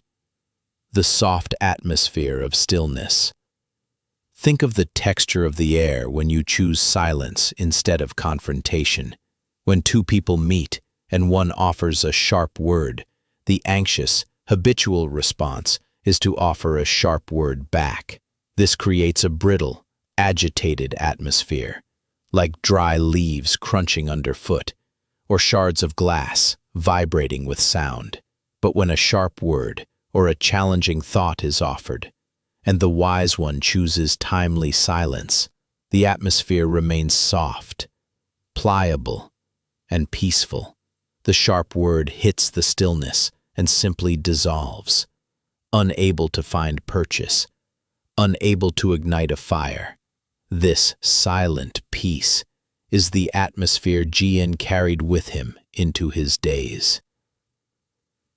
Elder Hui gave him the task of sweeping the long stone path leading to the temple gates, a long, monotonous, and humbling task. Jian began the sweeping with his usual frantic mind. I must sweep quickly. I must sweep perfectly. This is boring. I should be studying the profound texts instead. The old, anxious voices were still there, trying to speak, trying to steal his peace. But he paused, resting the broom against the mossy wall. He applied the lesson of the silent drum. Do not make the broom speak. Do not make the mind speak about the broom. He stopped the internal commentary. He brought his full, unmoving attention to the simple, physical task. He noticed the rough texture of the stiff straw bristles against the smooth, cold stone. He heard the rhythmic shh of the broom, which was not the sound of his anxiety, but the pure, non-judgmental, unhurried sound of work in the present moment. He began to sweep, not to finish the task, but to be fully present in the act of sweeping. The silent focus transformed the monotonous chore into a profound meditation.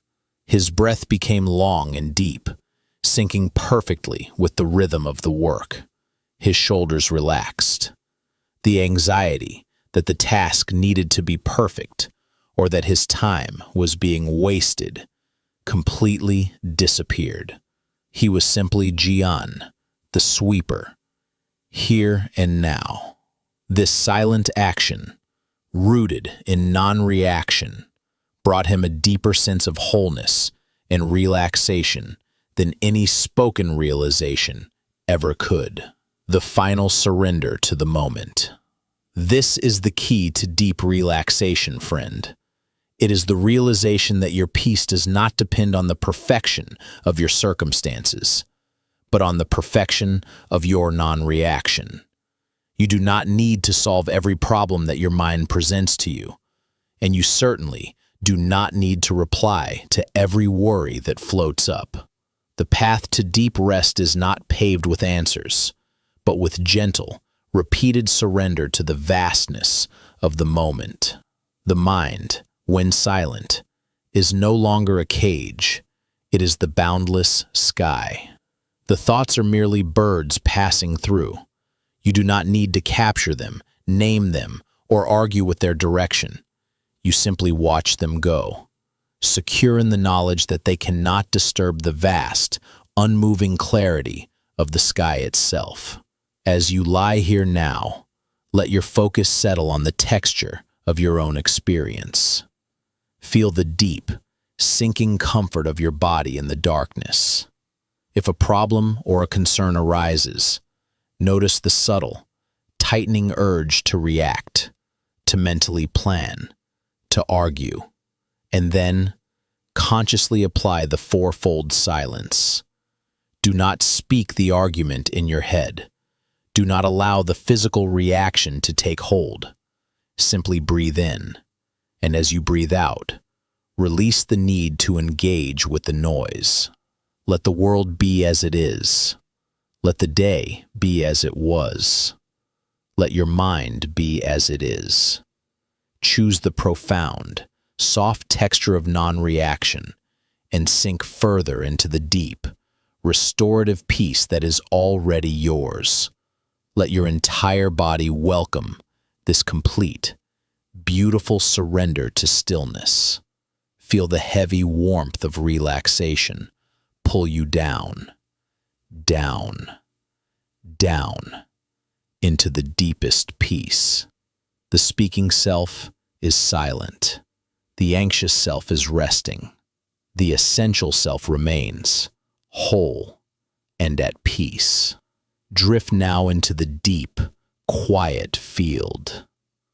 Sleep now. The still pond reflects the moon. Settle now into the quietude of your bed. Feel the deep, heavy sensation of relaxation spreading through your limbs.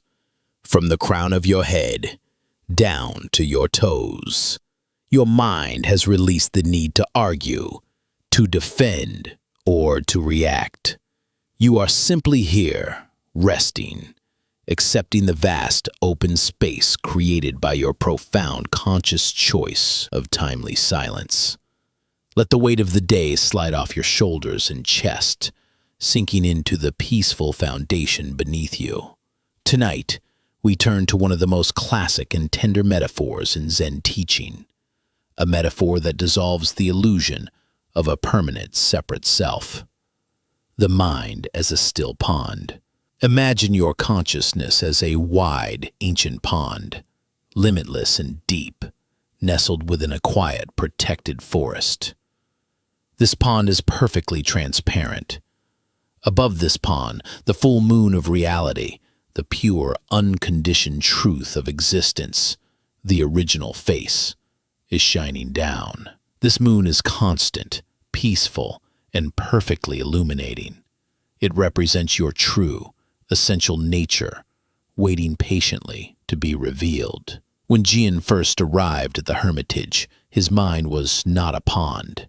It was a furious, murky whirlpool. This agitation was created by the continuous movement of his words and thoughts, which we can visualize as waves on the pond's surface. These were the countless, self-referential narratives of the ego. A strong word spoken in anger is a great churning wave that crashes on the shore. A persistent worry about tomorrow is a steady ripple that never breaks, keeping the surface in perpetual, exhausting motion. An anxious need to explain yourself is a chaotic crisscross of small, frantic crests. When the pond is covered in these waves, what happens to the reflection of the perfect, peaceful moon? It is shattered, broken into 1,000 shimmering, distorted fragments. You cannot see the moon's true form. You only see the chaotic, broken pieces. This broken reflection is the experience of anxiety, restlessness, and insomnia. It is the suffering of believing that the distorted fragments, the fleeting thoughts and reactions, the endless internal commentary, are the final, solid truth of who you are. The wisdom of impermanence and the drop door. The practice of timely silence is the profound, gentle act of letting the surface become still. You do not fight the waves. You do not try to scoop them out with your hands. Fighting them only makes them larger. This struggle is the verbal karma continuing in a different form. Instead, timely silence is the patient, non-reactive choice to stop generating new waves. It is the refusal to add wind to the surface by commenting on the ripples that are already there. You simply drop the oars of effort and control. You let the natural friction of the air and the immense heavy weight of the water settle the existing commotion. You trust in the principle of impermanence, anicca. The waves are not solid. They are only temporary expressions of the water. If you stop feeding them with your reaction, they must dissolve. As you lie here now, feel your mind Slowly, naturally settling into this stillness. Notice that your thoughts still arise, perhaps a small, lingering ripple of a memory. But because you have chosen not to speak back to the ripple, no second thought, and chosen not to react to the feeling, the fourfold silence, the ripple does not grow into a wave. It simply spreads outward, losing its energy and definition, and dissolving back into the vast, still surface of the pond.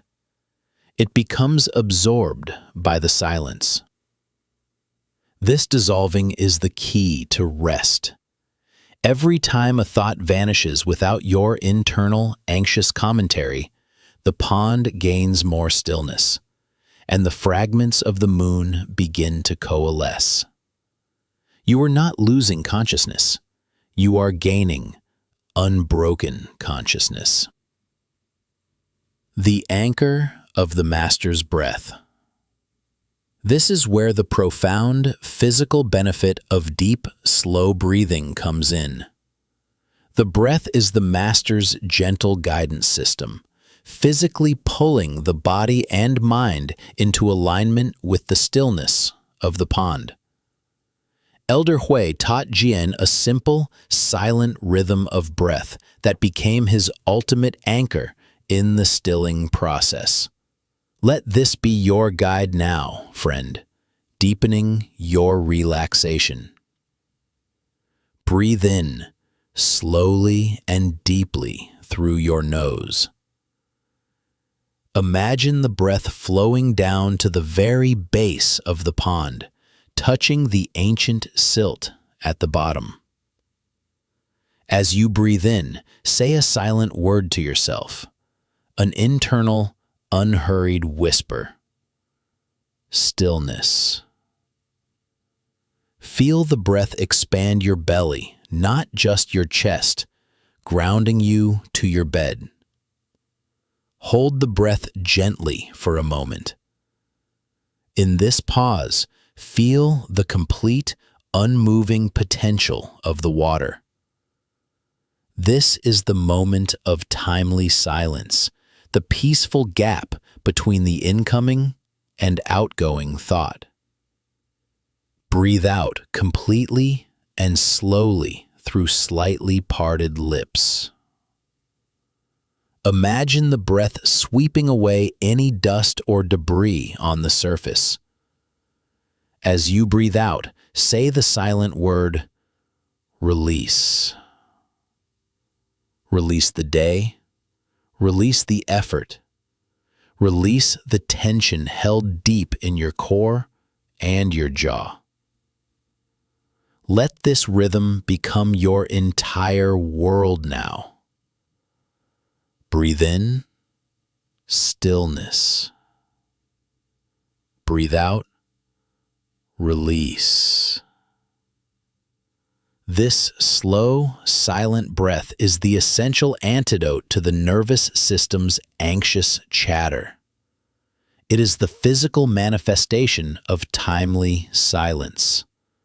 It is impossible to panic and breathe this slowly.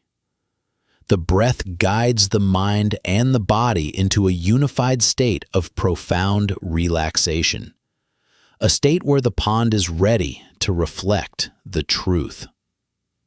The reflection of non-self, anatta.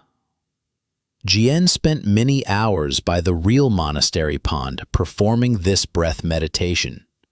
He observed that as his breathing deepened and lengthened, the internal ripples of his mind visibly diminished, and as the surface of the pond within him grew stiller and glassier, the reflection of the moon, the pure, gentle, unifying light of reality, began to emerge, whole and unbroken.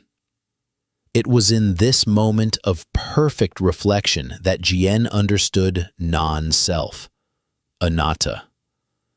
The pond, the water, the waves, the reflections, none of them were a permanent, separate Jien. The waves were the ego's language, but the water itself was the shared silent essence. When the words ceased, the individual I also ceased to be a frantic, separate entity. He realized that the anxiety he carried was the burden of constantly trying to defend a self that was, by its very nature, empty of permanent existence. The silence relieved him of this impossible, exhausting duty. The moon never left. It was always there, perfect and shining. It was only the frantic motion of his own mind, his own constant, unnecessary talking, that prevented him from seeing its truth. He realized that the practice of silence was not about achieving something new, but about uncovering the stillness that was always already there, the stillness of his true, empty nature. In the language of the teachings, this still, reflective surface is the state of non-dual awareness, a place where the subject, Jien, the viewer, and the object, the moon, the truth, are united in a single clear reflection. There is no separation, and therefore no anxiety.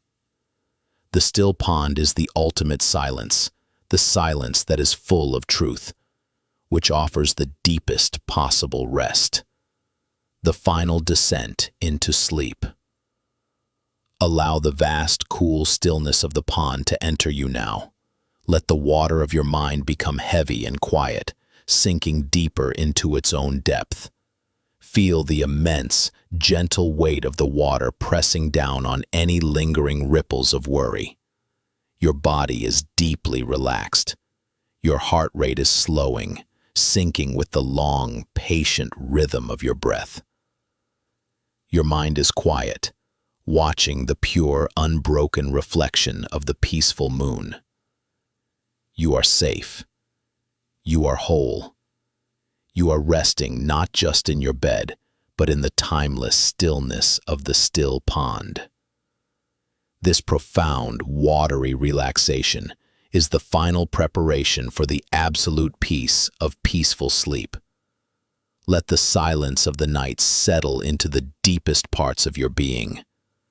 The pond and the moon are no longer two separate things, but a single, perfect reflection. This realization dissolves the final source of stress, the illusion of separation. You are not separated from the peace you seek. You are the peace itself.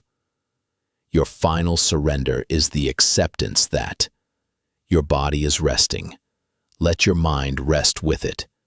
There is no difference between the body's need for sleep and the mind's need for silence. The need to be right is the greatest distraction. You have chosen to be peaceful instead of right. All words are temporary. The silence is eternal.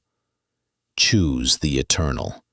You are dissolving into the unending silence that exists before and after all thought and language. Feel the profound, heavy warmth of your relaxation, pulling you down into the deepest peace. Let your mind melt into the dark, expansive space of the empty cave. Sleep is the ultimate act of timely silence. It is the temporary, perfect surrender of the self that speaks, the self that strives, and the self that is anxious. It is the moment where you trust the universe to carry you. Without your verbal commentary, the silence of the night is now embracing you fully. As you drift now, let the following final words be absorbed into the stillness of your heart. Let them be the last ripples that fade on the surface of your consciousness. The silence is complete. The silence is safe. The silence is your home. Welcome home to rest. Let go. Drift now into the deep, quiet field. Sleep now. The freedom of the unsaid. We are now suspended in the profound, comforting truth of the still pond. Your body is heavy with relaxation. Your breath is slow and deep. In this stillness, we discover the ultimate realization of the wisdom of timely silence, the freedom of the unsaid. Let your consciousness expand to encompass the vast, quiet space around you. Jian's final anxiety was the fear that silence was a form of denial, a retreat from the responsibility of living fully. He still occasionally felt the urge to rush into a conversation, to correct a misconception, or to offer a piece of advice, believing that his words were necessary for the world to turn correctly. This fear was the ego's last, desperate whisper, the belief that the universe required his specific, verbal direction. One evening, Elder Hui asked Jian to walk with him to a place where the mountain met the open valley. They stood on a high ledge, watching the sun dip below the horizon, painting the clouds in fiery, dramatic colors. The valley floor below was already cloaked in deep blue shadow, quiet and immense. "Look at the sky, Jian," the master said, without looking away from the majesty of the scene. "It is immense, complete, and utterly silent. Does the sky need to speak to prove its beauty? Does it need to announce the setting sun to make it real? If the sky were to speak, would its words not be noise, distracting from the perfection of this moment?" "No, master," Jian replied, his voice echoing slightly in the vastness. "Its beauty is self-evident. Its existence is its statement. Its silence amplifies its truth." "And look at the valley," the master continued. "It is now filled with shadows. Imagine the thousands of creatures, the trees, the rivers, the stones that lie down there. They are all simply being, resting, existing, following their nature without comment. Does the river need to rush up here and explain its current to you? Does the tree need to boast about its shade or complain about the winter? They offer their existence, and that is their perfect speech. The self-evidence of suchness." The master's lesson was not merely about observation. It was about the profound philosophical truth of suchness, Tathagata. The sky does not struggle to be the sky. It simply is. The river does not spend energy justifying its flow. It simply flows. They exist in perfect alignment with their essential nature, requiring no descriptive words, no internal or external commentary to validate their reality. Jian realized that his own anxious chatter, the frantic noise of the speaking I, was nothing more than a childish attempt to verbally control a magnificent reality that required no instruction. It was the illusion that his small voice could somehow improve the vast silence of the universe. This anxiety, he saw, was the most profound form of spiritual arrogance, the refusal to accept the perfection of the present moment as it is, without his verbal correction. The master then turned to Jian, his gaze filled with the acceptance of the vast sky. "And you, my young friend, you are one of those entities. Your fear that your words are necessary to validate your worth or to control the flow of life. That is the very root of your anxiety. It is the belief that you are somehow incomplete without your own commentary. The freedom of the unsaid is the freedom from the need for validation. This is the narrative culmination of Jian's journey and the core of deep relaxation for you, the listener. It is the realization that silence is freedom.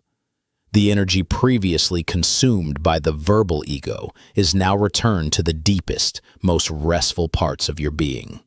Releasing the 3 burdens of words. When you choose timely silence, you are releasing yourself from 3 exhausting, self-imposed burdens that steal your peace. Visualize each of these burdens as a heavy, invisible bag you have been carrying. 1. Freedom from the burden of justification, the past. The anxious mind is a relentless internal lawyer, constantly retrying every interaction, every perceived slight, and every mistake from your past. It insists on using words to explain your actions, defend your choices, or justify your feelings. I should have said this. If only I had explained that. I must make sure I am seen as the wronged party. This is the verbal residue of the past, the echo of old conflicts that your mind refuses to let fade. This internal courtroom consumes immense emotional and mental energy, leaving you restless and tense, even when the lights are off and the door is closed. The freedom of the unsaid is the decision to dismiss the court. You release the internal lawyer. You trust that your being is enough, that your presence leaves the silent mark of the drum, requiring no verbal supplement or defense. The past needs no comment. It is gone. It is impermanent. Let the words that try to cling to it dissolve. Let the energy held in your jaw and your gut, the remnants of yesterday's defense, return to you as pure, deep rest. 2. Freedom from the burden of anticipation, the future. The anxious mind is a restless time traveler, constantly leaping ahead to tomorrow, next week, or next year, convinced that it must verbalize and pre-solve every potential problem. It is the compulsion to plan out future conversations, to preemptively solve social dilemmas, or to worry about things you might have to say. I must remember to say this to my boss. What if they ask that? I need a perfect reply prepared. This verbal preparation keeps your nervous system on high alert, creating a constant, low-level buzz of restlessness. Sleep becomes impossible because the mind is convinced that its most important work is still ahead, and that work involves words. The freedom of the unsaid is the decision to return from the future. All that energy, which kept your nervous system wired and restless, is now returned to you as pure, deep rest. You are not being irresponsible. You are practicing the perfect wisdom of Wu Wei. The future will speak for itself. You do not need to speak for the future. You are allowing the suchness of the moment to unfold naturally without your anxious, verbal interference. 3. Freedom from the burden of conceptualization, the present. The anxious mind is a tireless label maker, convinced that reality is only manageable if every object, feeling, and moment is assigned a word. It stops you from truly experiencing the sunset, the taste of food, or the love of a friend, because it is busy trying to define it. This feeling is happy. This rest is necessary. This moment is fleeting. This constant labeling and judging of the present moment is the mind's anxious attempt to stabilize the unstable, a futile effort that breeds restlessness. You stop trying to trap the vast, fluid reality of life, the simple act of rest, into the small, confining cage of human language. The freedom of the unsaid is the freedom to see reality without the screen of your own commentary. You accept that the deepest truths are experienced in silence, not spoken. This acceptance is the heart of non-dual awareness. The moment the subject, you, and the object, the moment, become one, without the separating word. The mind, relieved of the exhausting duty of labeling the universe, finally collapses into rest, the resting pose of the spirit. Imagine yourself standing with Jian on that ledge, feeling the deep, cool air of the evening, watching the immensity that requires no speech. Let the anxiety that you must speak, in your dreams, in your thoughts, or tomorrow, completely fall away. Recognize this sensation as the profound, physical relaxation that comes from dropping a heavy, invisible load. Jian realized his biggest prison was the constant internal editor, the voice that was always asking, "What should I say next? What must I think next?" By silencing that voice, he found a relaxation that went far beyond the physical.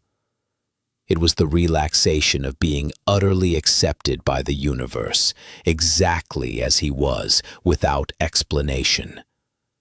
This acceptance is the final, tender realization of the Buddha's teaching on peace. Feel your whole body sink into this truth now. Your pillow is soft because you allow it to be. Your blanket is warm because you let the heat settle. Your mind is quiet because you have given it permission to let go of its job as the world's anxious, tiring commentator. This surrender allows your body to assume the resting pose of the spirit. Notice your spine.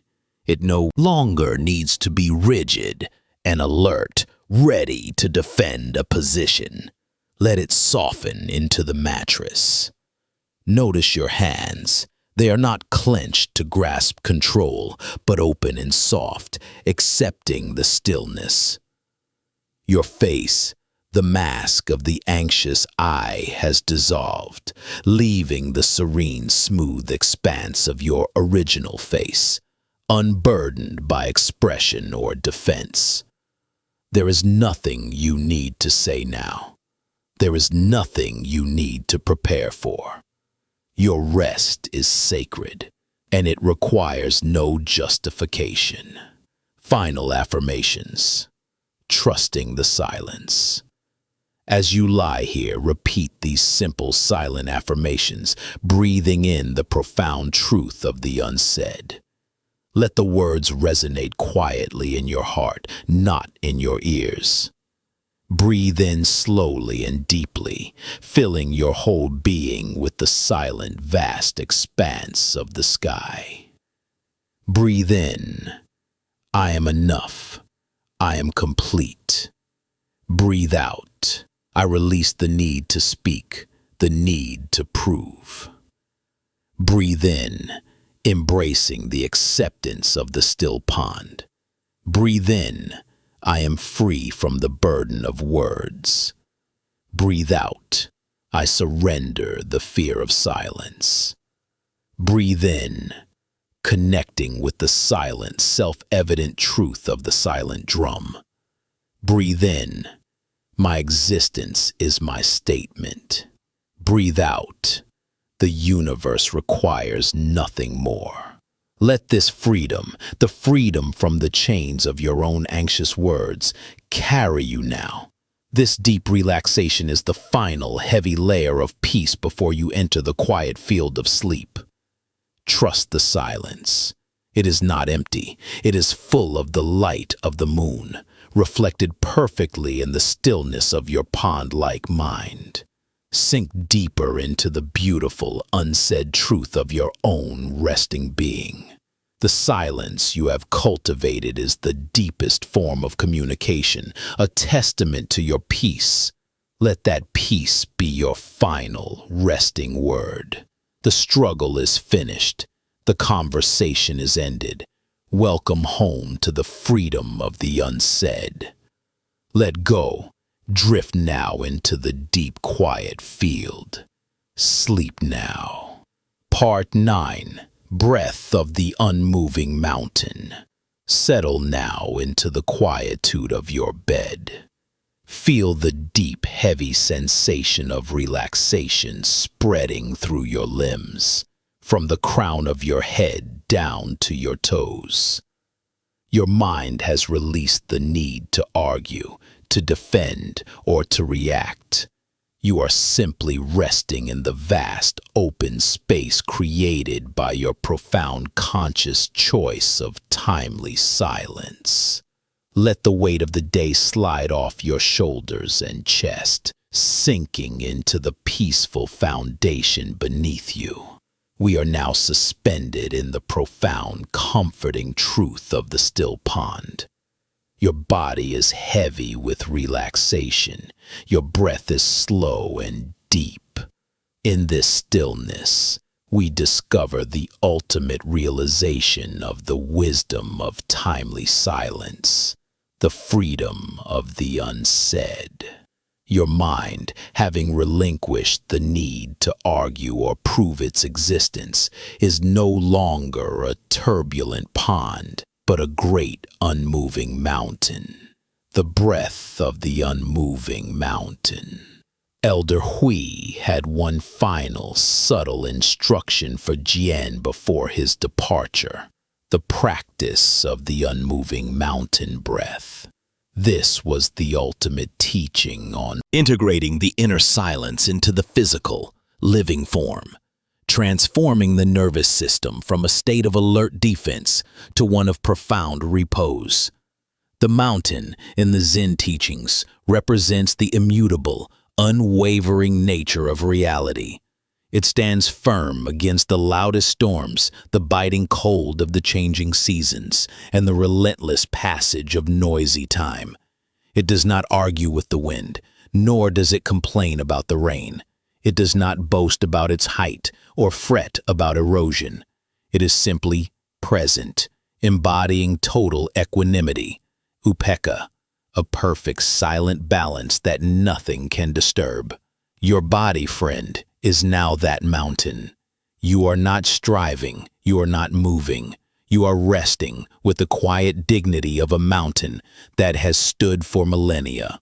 This practice dissolves the final, restless anxiety that your body is a fragile, temporary thing that requires constant, worried attention. You are releasing the cognitive burden of physical maintenance, the need to constantly check, adjust, or worry about your physical form. The mountain's stability is not a forced effort. It is simply its nature. It rests not because it is tired, but because rest is its intrinsic state. This is the quality you now draw into yourself. Feel the immense patient stability entering your heart, replacing the quick, anxious flutter of the past. The mountain does not rush. The mountain does not fear. The mountain simply is. The mountain breath technique, the unity of form and rest.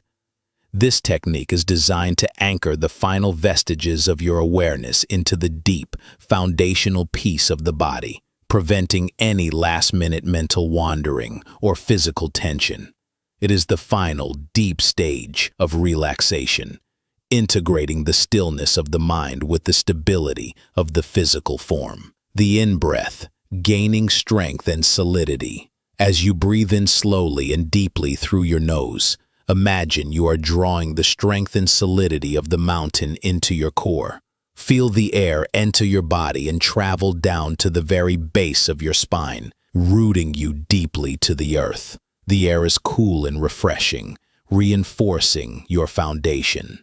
This breath is not just air. It is the weight of centuries settling into your being.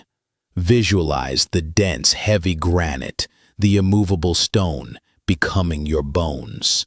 Feel the pure verticality of the mountain, unbending yet not tense. Silently affirm, I am solid, I am stable. Feel the immovable strength settling into your bones and muscles. Let your hips and legs feel the weight of the earth, supporting them completely, sinking deeper into the soft foundation beneath you. This is the perfect surrender of all effort. The pause, the summit stillness.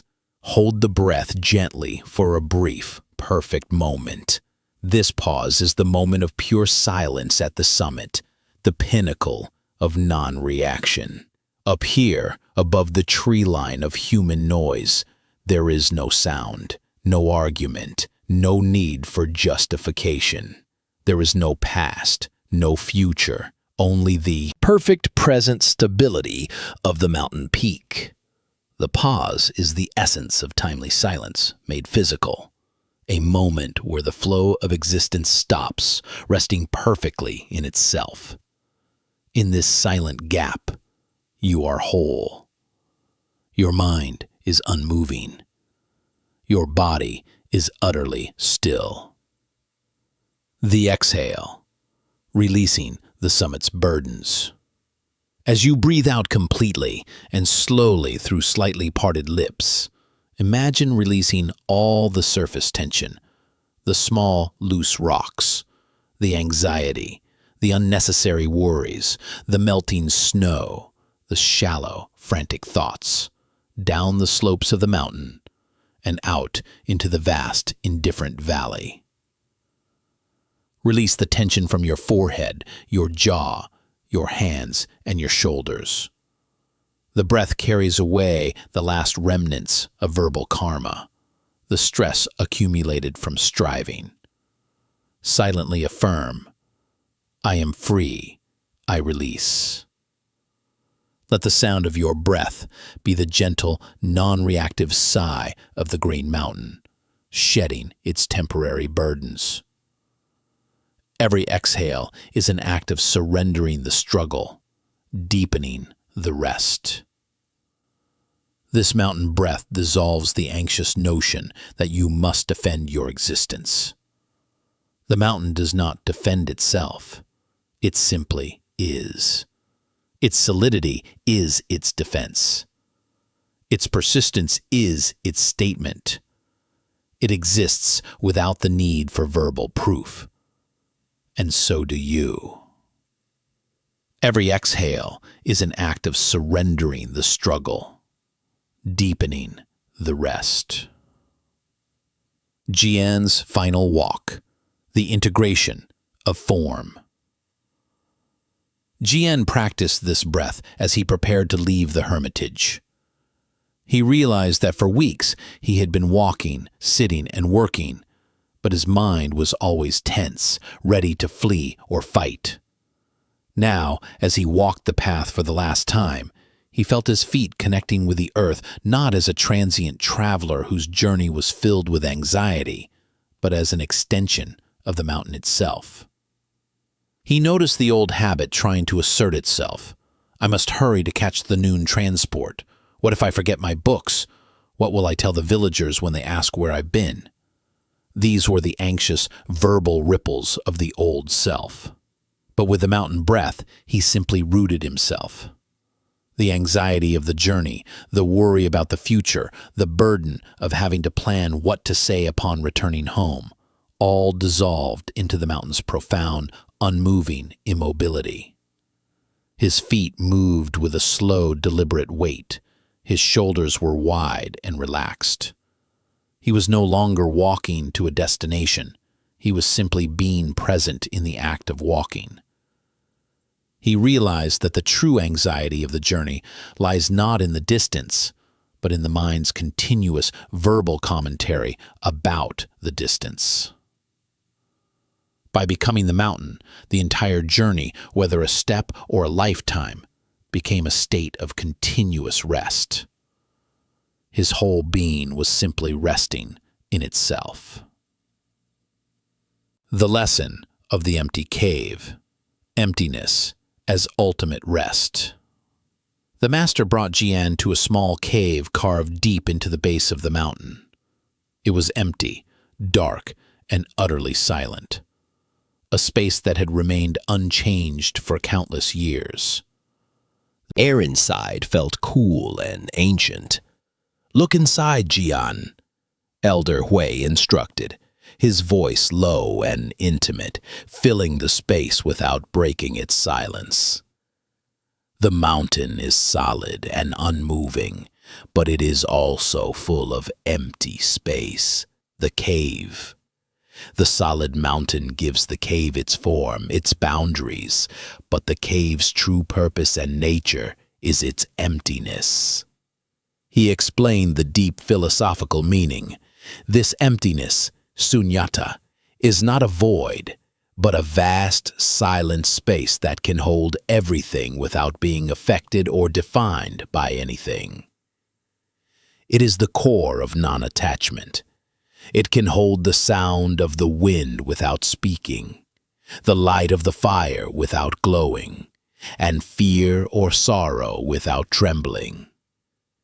Because the cave is empty, it is always ready. It is always at rest. It does not need to rearrange its contents because it has none. The anxious mind is like a cluttered attic, perpetually exhausting itself trying to organize, label, and clean the debris of words and thoughts. The empty cave, conversely, is the mind that has achieved inner silence not by filling itself with forced good thoughts, that is still noise, which would be like filling the cave with clutter, but by releasing the need to fill it at all.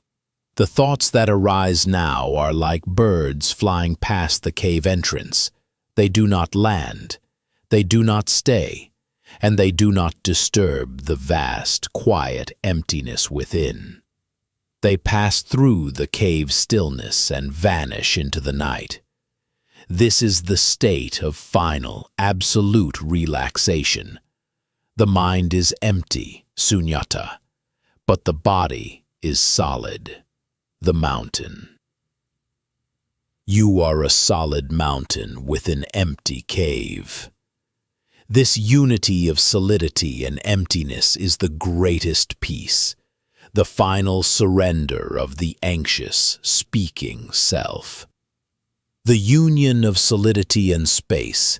Let your breathing become slightly slower, slightly deeper. Feel the profound, heavy peace of the mountain. You are rooted. You are still.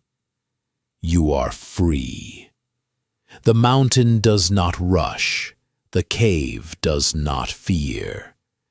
In this deep state of stability and release, you realize that the anxiety of the speaking self was merely the shadow cast by the fear of emptiness. By accepting the stillness of the cave, you become the whole mountain, immune to the fleeting chatter of the world. Your body is now an unmoving, silent form. Your mind is an open, unattached space. This stillness is your ultimate sanctuary, the perfect ground for deep, restorative sleep. Let the heavy, immovable peace of the mountain breath carry you now. Sink one final time into the stillness, friend.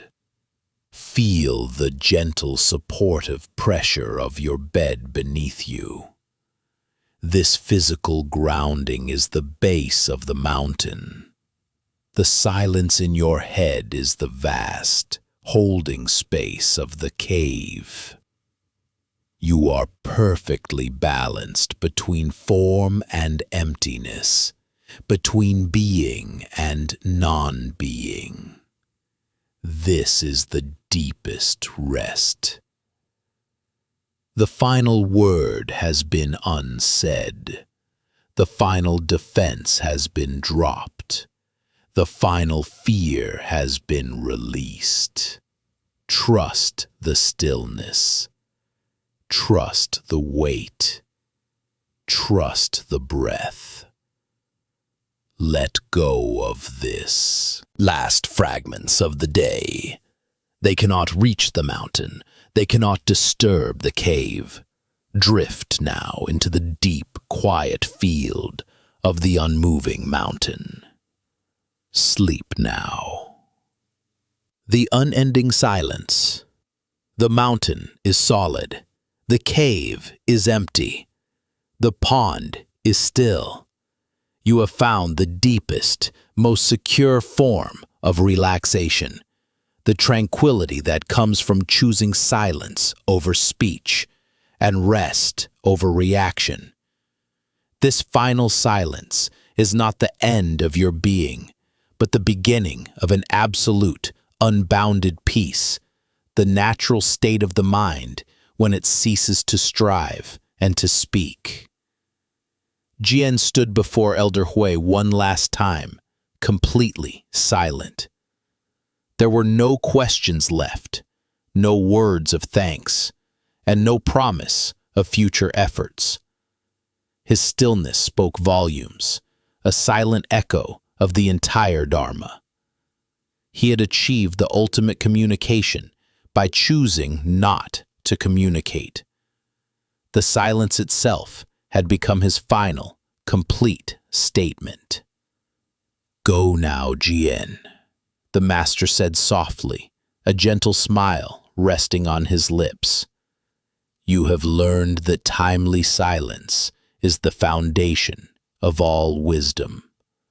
It is not something you do sometimes. It is something you are always.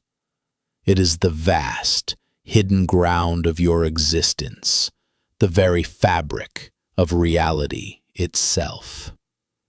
It is the timeless ground from which all things emerge, and into which all things settle back down. He explained that the unending silence is the background of all existence. Every phenomenon, every sound, every word, every worry, every heartbeat, every fleeting thought arises out of silence and returns to silence. When we try to cling to the sound, the speech, the ego, the internal noise, we deny the deeper, eternal reality of the silence that supports and sustains it. This silence is the source of all rest, the wellspring of true, unconditioned peace. Imagine a vast, limitless ocean, deep and still beneath its surface. The waves on the surface are the fleeting sounds and words of your day. They are real, they are loud, but they are temporary. They are only surface agitation. The moment you cease to add wind to them, they dissolve back into the immense, silent body of the water below. That eternal, silent water is your true nature, the unending silence. It is always present, always peaceful, always whole. You are sinking now, past the noisy surface, into the profound, unchanging depth. The final dissolving into emptiness, anapanasati. The time for tools, metaphors, and techniques has passed. The mountain, the pond, the drum, they all serve their purpose. Now, you must dissolve the final apparatus of the anxious self, the senses, and the need for control. Imagine now that your awareness is drifting, rising slightly above the unmoving mountain of your body. Look down upon the still form lying in the bed. It is completely safe, completely supported. You are ready for the final, profound surrender of the cognitive burden. 1. Release the ears, the noise of the world.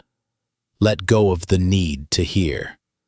This is the silence of indifference.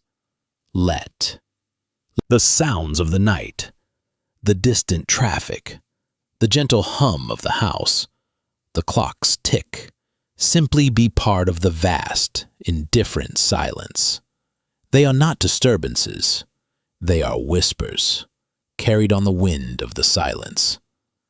They hold no power over your peace, because they are impermanent, fleeting things. When you realize a sound is simply a vibration that will pass, it loses all ability to provoke a verbal reaction. The second thought, your ears are now resting, receiving sound without judgment, like the mountain receiving the rain.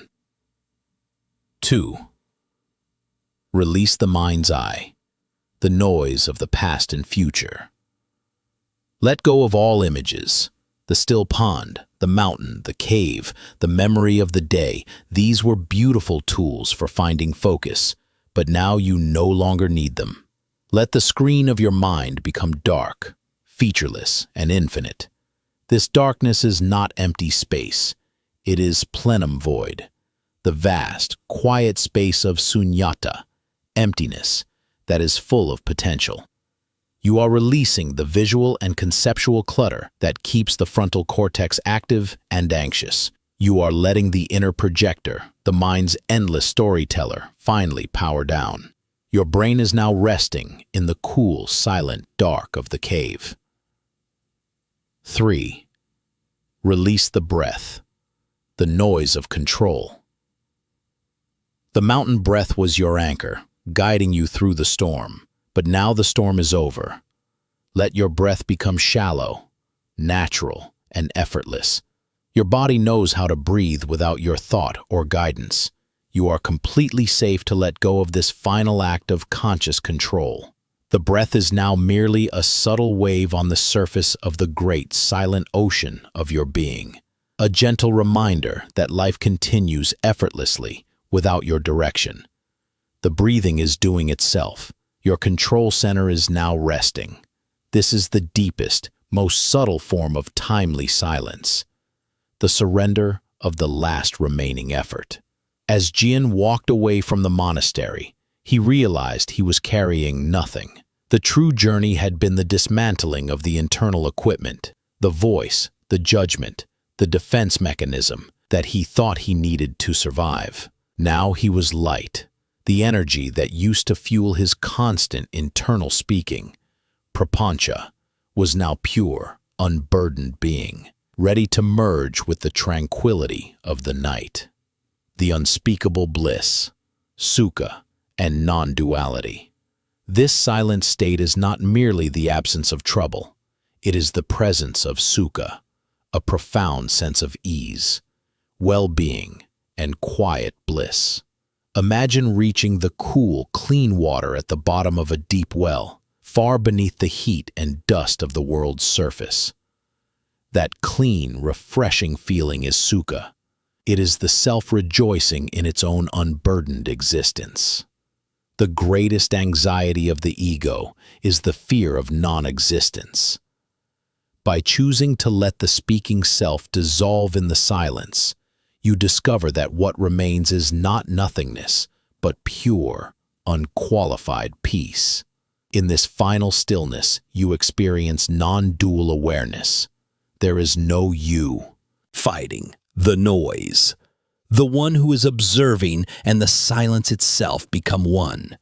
The moon and the still pond are no longer two separate things, but a single, perfect reflection. This realization dissolves the final source of stress, the illusion of separation. You are not separated from the peace you seek. You are the peace itself. This merging is the essence of true rest.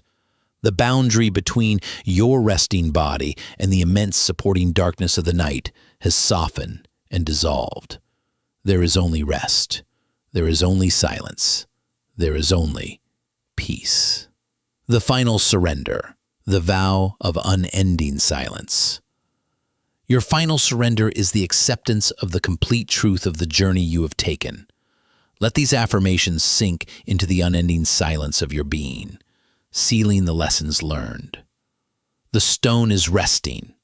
The realization that effort is unnecessary has been absorbed. My body is resting. Let my mind rest with it. There is no difference between the body's need for sleep and the mind's need for silence. The second thought is silent. The need to be right is the greatest distraction. I have chosen to be peaceful instead of right. I refuse to fuel the fire of internal argument. My silence is my self-defense. The drum's mark endures. I trust the freedom of the unsaid. My existence is my perfect statement. I am complete without the noise of justification or defense. All words are temporary. The silence is eternal. I choose the eternal. The mountain is solid. I surrender the fear of fragility and control. I am stable, rooted, and immune to the temporary storms of thought. My physical being is secure. The cave is empty. I am dissolving into the unending silence that exists before and after all thought and language. I am not a limited self, but the boundless space that holds all things. Feel the profound, heavy warmth of your relaxation, pulling you down into the deepest peace. Let your mind melt into the dark, expansive space of the empty cave. Sleep is the ultimate act of timely silence.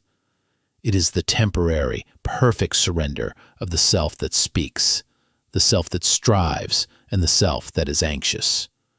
It is the moment where you trust the universe to carry you without your verbal commentary. The silence of the night is now embracing you fully. As you drift now, let the following final words be absorbed into the stillness of your heart. Let them be the last ripples that fade on the surface of your consciousness, carrying you into the deepest, most restorative sleep. The silence is complete. The silence is safe. The silence is your home.